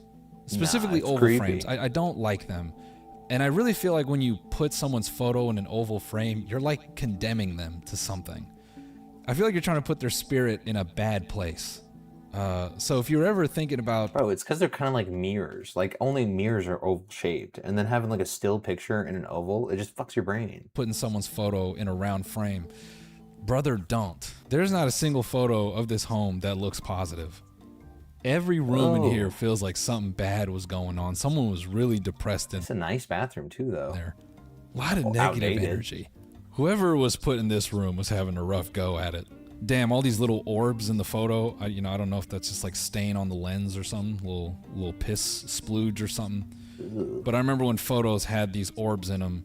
This was like the go-to type of photo for any like ghost television show. I was hoping he wouldn't go there, dude. That's the most annoying ghost shit that they would use to show there's a ghost in there.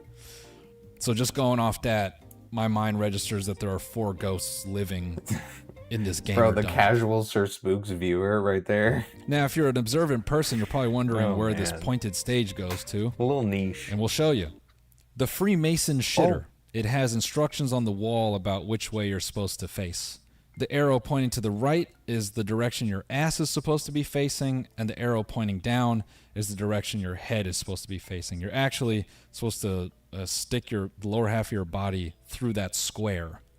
And in case you were wondering, yes, this house features a gym. Now here's what blows my mind. This thing sold for $300,000 in 2022.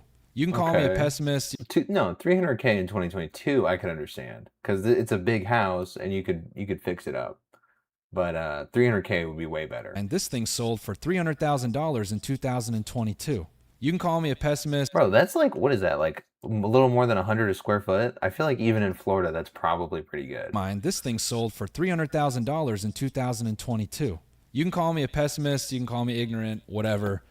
Again, a home of this type should be a desperate sale. But to pull up in 2026 and go, I would that like is crazy. $500,000 for this home. The audacity that you want profit on this fun house of a living space. You are out of your fucking... Bro, and you got it for $300K and you're still trying to milk it for 50% of that? Oh, damn. Respectfully. Because I know everyone who lived in that house died in their bed. To me, this house is a sign of what real estate has become, that someone feels confident to ask... Do they need to... in Florida, do they need to, like, check? Or tell you if somebody died? Florida... real estate. I don't think so. Florida sellers do not have to tell you if someone died in the home. So just like Nevada, you don't have to say. For $500,000 on like a living crime scene. It's got the bodies, it has the evidence, it just does not have the caution tape. He could absolutely be right. All right, I'm going to skip past the sponsor. This is kind of a lengthy video, bro. I wish he had chapters. Damn, that was, what is a 3-minute ad? Company lot. Now let's get back into these wonderful property tours. Speaking of entrepreneurs, I want to show you a deeper cut in the middle of all this noise, all right? Deep in Florida is the opportunity to make some money. And let me show you what I mean. I doubt it. You've been sitting at home just sort of fear-mongering about AI taking jobs, America running out of oil, inflation going crazy, and thought to yourself, I would like to buy a castle. I have something for you. Feast your eyes on something magical. In a time where tech bros it looks like a mini Excalibur. Like, that is so pathetic. Are professing the permanent underclass. It's like the blank check And a word house. like techno-feudalism has been floating around in the zeitgeist. You have the chance to become a feudal lord.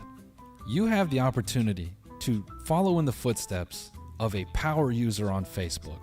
Invest in yourself by purchasing this home. Power user. Because there is no better home for you to lose your memory. As you're getting older and your hard drive is spinning slower and you start forgetting parts of who you are, wouldn't you like to just wake up and for a moment actually believe you're a king? Look at this room. Imagine your brain is operating at 30%. Ooh, it's like it's all illusions. I would hate this. Your vision is bad. You might actually believe you're looking out into the water. You might actually think a navy is returning with gold and a princess for you to bury your child. How tacky. And you'll come back to reality and you realize like, oh wait, no, I'm just like 65 in the middle of Florida and I bought this stupid fucking castle. But for a moment, you could experience that bliss. There would be someone 50 plus in there, dude. Oh my God. The floor plan? Be so close. It's actually $1.9 million. Oh, now, God damn. Wait. So close. It's actually 1. Oh, it's almost 5,000 square feet. In Florida, that depends on the city or whatever. $9 million.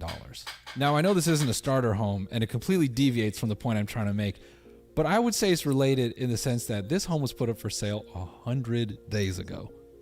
That's kind of normal for shit in the 2 mil, though. Like 90 days is like the average anyway. 100 days ago. 100 days ago, this person sat down. Or was it like, I think it's like, well, Nevada is like 47. And said, I want to sell a castle. I want to sell my castle. You know, I can't deny, there's a part of me that thinks it's pretty tough to like ring up a real estate agent and say, hey man, I want you to sell a castle. Knowing that they're going to, you know, misinterpret and say, oh my God, yeah, you know, everywhere we live is our castle. You go, no, bro. This is a real fucking castle. This is like a dominion, okay? This is No, it's just built to look like one, though. That's like the most tacky shit, dude. That is horrible. Territory. And I want this $2 million. It is also objectively like insane in my mind. Like 100 days ago, someone says, I want to put this up for sale. And a realtor And then said 30 yes. days ago, they say, all right, maybe I'm being a little bit crazy. $2 million is wild. Let me take 100 grand off the top. Let me do you a solid and I'll give you a little bit of a discount. 1.89. Respectfully, whoever owns this home. Bro, that's what the real estate market in Florida is fucked. And it's on the realtor side. It's not on the consumer side. It's both, you know, actually. Even if they passed, again, this should be a desperate endeavor. In times like now, to want to sell a castle, you shouldn't even hope for more than 6 figures. And I know it's like a lot of material. I know it's still a home. It's the space, though. And some of you are going to try to argue with me that it's reasonable to... And I'm saying it's not. It's not no, 1.89 is not reasonable, but less than $1 million is not reasonable. I'm saying it's not reasonable to sell a castle for $2 million now. You could have did that in 2010. I think even 2023 you could have did that. But now is the new world. This person bought this home for $800,000. Yeah, okay. See, that's what I'm talking. They got a steal on that bitch, actually. They're asking for 3 times what they... The square foot. Yeah, holy... Paid? You can go fuck yourself. You want 3 times what you paid for a castle. Well, they probably did a little bit of improvements. They just think it's worth so much more now. You were the idiot willing to buy a castle. You want us to take your castle? Give it to me. If you want me to take over your castle, you gotta knight me and let me get your daughter pregnant. Oh God, okay. No, yeah, that one's pretty bad, dude. I mean, any of these are really awful. I can't believe Florida's so First wild. off, the retail space. Is it a restaurant? Is it a bar? Is it a poker room? Okay, a bad layout's not that bad, though, but we have no beds. We have no bedroom. It is one gigantic space and 2 bathrooms for $500K. I don't know. That part's up to you. I can tell you this, though. This interior would scare any prospective... Man, that's not super... You got to haggle them down a little bit, but that's not crazy. That's a lot of space, dude. That's a lot of space. It's 10, 15K a room to add. It's not that crazy. You do this for $430. Customer away. This is the most uninviting interior, and you would have to replace it. Minus the door. Yeah, the everything. diamond window is pretty sick. It's got some shit in there, which you get to keep. You just have that shit. It's all over. The ladder, the broom. That's actually in the listing. All that bullshit in there. It's lined in the description. You get a washer and a dryer that stray cats have been living in. It's not that bad. Stray cats have not been living That's not the best there. part. Let's go upstairs. Gorgeous communal eating space that is reminiscent of a back office kitchen. It's got a pantry that feels like it's a hallucination.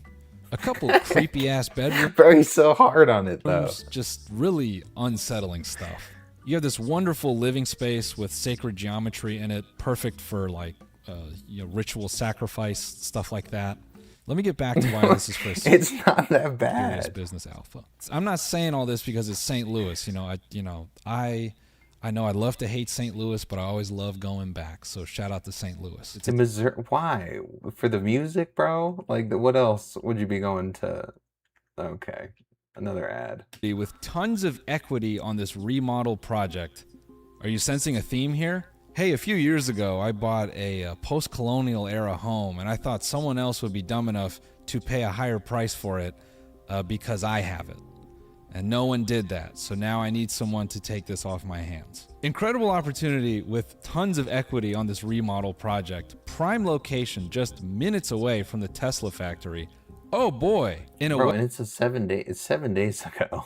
Well-established neighborhood, close to major highways. Bones are good. Needs TLC. Has sunroom / covered balcony and shed. Handyman and flipper. Bro, if this is for the one that's 500K, it's not bad, bro. Like, they don't expect to get 500K. That's the thing. Like, the flippers and stuff, it's always 70-80% margin, depending on the state. Nevada, it's like 80% margin of market price that you're going to pay anyway. So, like, they don't expect to get 500K. They know everyone's going to come in and offer 4. Someone's going to do 410. Someone's going to do 430, and they get it. Dream. Okay? Emphasis on dream, 3 exclamation marks. Hurry before this incredible opportunity. I don't know, man. It's a good place to park some money, though. It is. Oh, or is this that house? Because they're very good at lying, but it's much easier to lie over text and with your dick and balls hanging out than trying to lie to someone's face about this. Now, what's wonderful about this home is it holds the spirit of stand-up comedy. It has a wonderful linoleum floor. Okay, a 3.3, 1,600, 200K is not insane. Again, you're going to have to get that lower, but no one's paying market price for houses. I don't know if people know that or not. Nobody pays what they ask for. It's always a little more or a little less. It's never like the main price. Floor that is reminiscent of bar open mics. Or even here in LA, your hookah bar open mics. For the low price of $200,000, you could run a house and backyard open mic to the plethora of stand-up comedians that are now ready and available to murder the stage in Austin, so Texas. This has a crazy Beyond backyard. The open mic room, step into the kitchen and, oh, just kidding, we're going to go, we're going to take a risk and go up these stairs. I like how the real estate agent stood on the landing. And part of me wants to believe that the agent wasn't willing to go further. Yeah, exactly. Because they know there is no structural integrity beyond those 4 stairs. Let's play a game in this house. Piss stain or water stain or mold or both. And again, this house just needs a little TLC. If you're a handyman or a repairman with 6 to 8 months of free time and I don't enough know, cash in your wallet. Let me see where this is at real quick.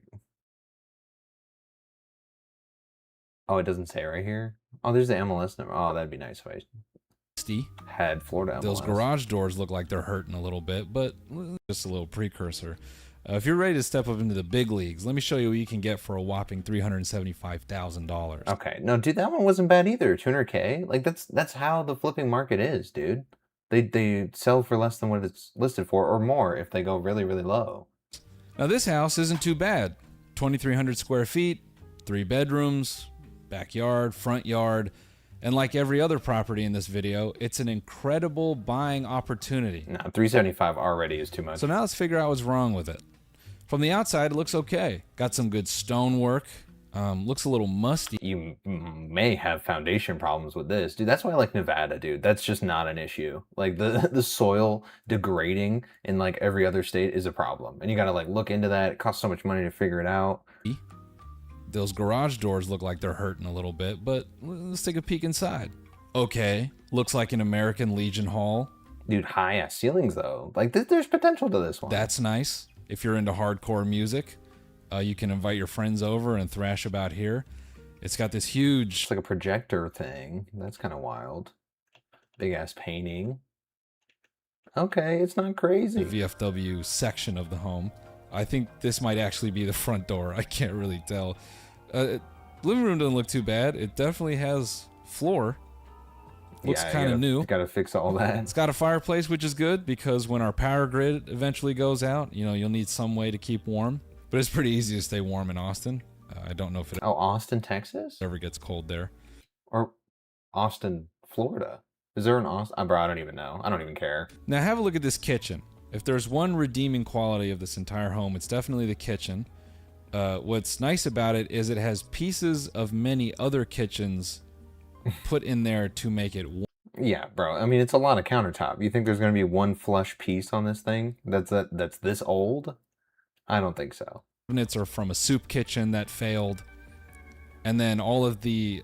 Bro, but it's a good setup. Good, like, still, $375 is too much. That in Austin. But there's something you could do with this. Like, that will get sold. Pre-jacked. All right, so it's been... Oh my... Whoa. See, bro, I told you. I just said that. Foundation issues. There you go. It's growing up through because the soil's unstable. Pre-broken, not removed, but the previous owner went ahead and shattered the floor here for you.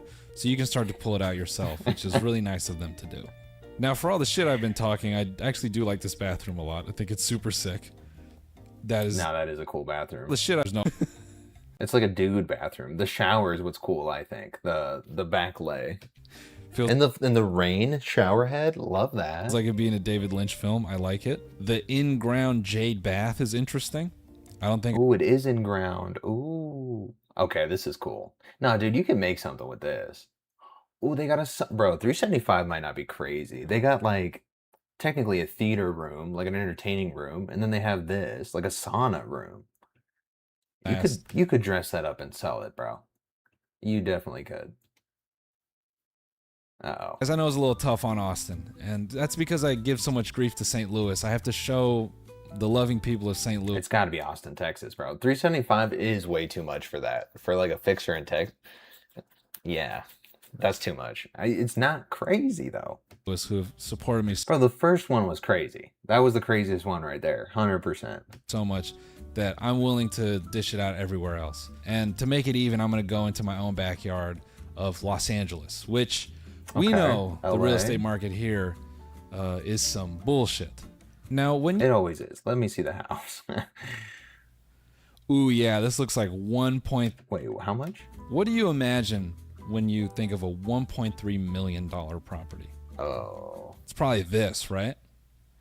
Ooh, yeah, this looks like $1.3 million. Oh, how much square feet? Dollars well spent. Now, what's wonderful about this home is when you go inside, you feel like you are in the shoulder lane of the 405 freeway. Bro, look at the lot, though. Like, look how much space you're getting in front yard and backyard. This home is when you go inside. It's not insane. You feel like you are in the shoulder lane of the much. 405 freeway. Let's take a look at the debris around this $1.3 million home. We've got miscellaneous tiles, a lamp, a chair. Oh, and again, this is dude, this is like a fixed 100. Okay, it should be like 800 then. All 1.2. No. 800 debris that was brought in from the 405 just as like an added feature. The 405 is a freeway. Sorry, I did the LA thing and I just assumed that. Yeah, we all know what you're talking about. Ooh, the red accent. Oh boy. Ooh. Okay, yeah. No, I need to know how much square feet though. And hoped that you would find an old fax machine by the side door. The seller knew. That's why they left it there for you. I keep throwing out the price of $1.3 million, and you're thinking, they're not asking that now, right? And no, they were asking for $1.3 million about a year ago. Bro, what did I say, dude? I don't even know LA market that well, bro. I said 800. Which is, still pretty recent. Now they're asking the reasonable price of Oh, that went way lower. Oh, I was so wrong, bro. So wrong. $700,000. That's it. Just $700,000. And look, Bro, people got to be jumping for it at like 6 though. I just need to know how much. Oh, 1172 square feet. Never mind. The whole thing was dependent on the square feet. So yeah, no, that should be like $450. That's it. Just $700,000. And look, this $700,000. Yeah, everything's like is double what it like needs to be. Oh, with a rare zoning request? Zoning. You don't know what the rare C41XL zoning is? Oh, let me enlighten you, dude. For $700,000, you could buy this house, bulldoze it, build a Chipotle, and then put apartments on top of that. I mean, dude, this is an incredible investment. That is horrific, dude. You're reaching with that zoning thing? Okay. Bro, that was a fantastic video. I'm glad he's doing like some real estate type videos because I love it. I will be watching more of those. And that was the most enjoyable thing for me. I fucking love watching real estate videos. But yeah, that's going to go for the other channel. I might post them on my main for a little while first. But I am posting on my gaming.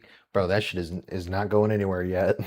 It's going to take another 6 months of posting on that bitch to get it to go anywhere. But whatever. I already posted an hour and a half ago on the main YouTube. If you guys want to give that a like, I would really appreciate it. Hope you guys enjoyed watching. I've enjoyed streaming today, and I will see you guys tomorrow.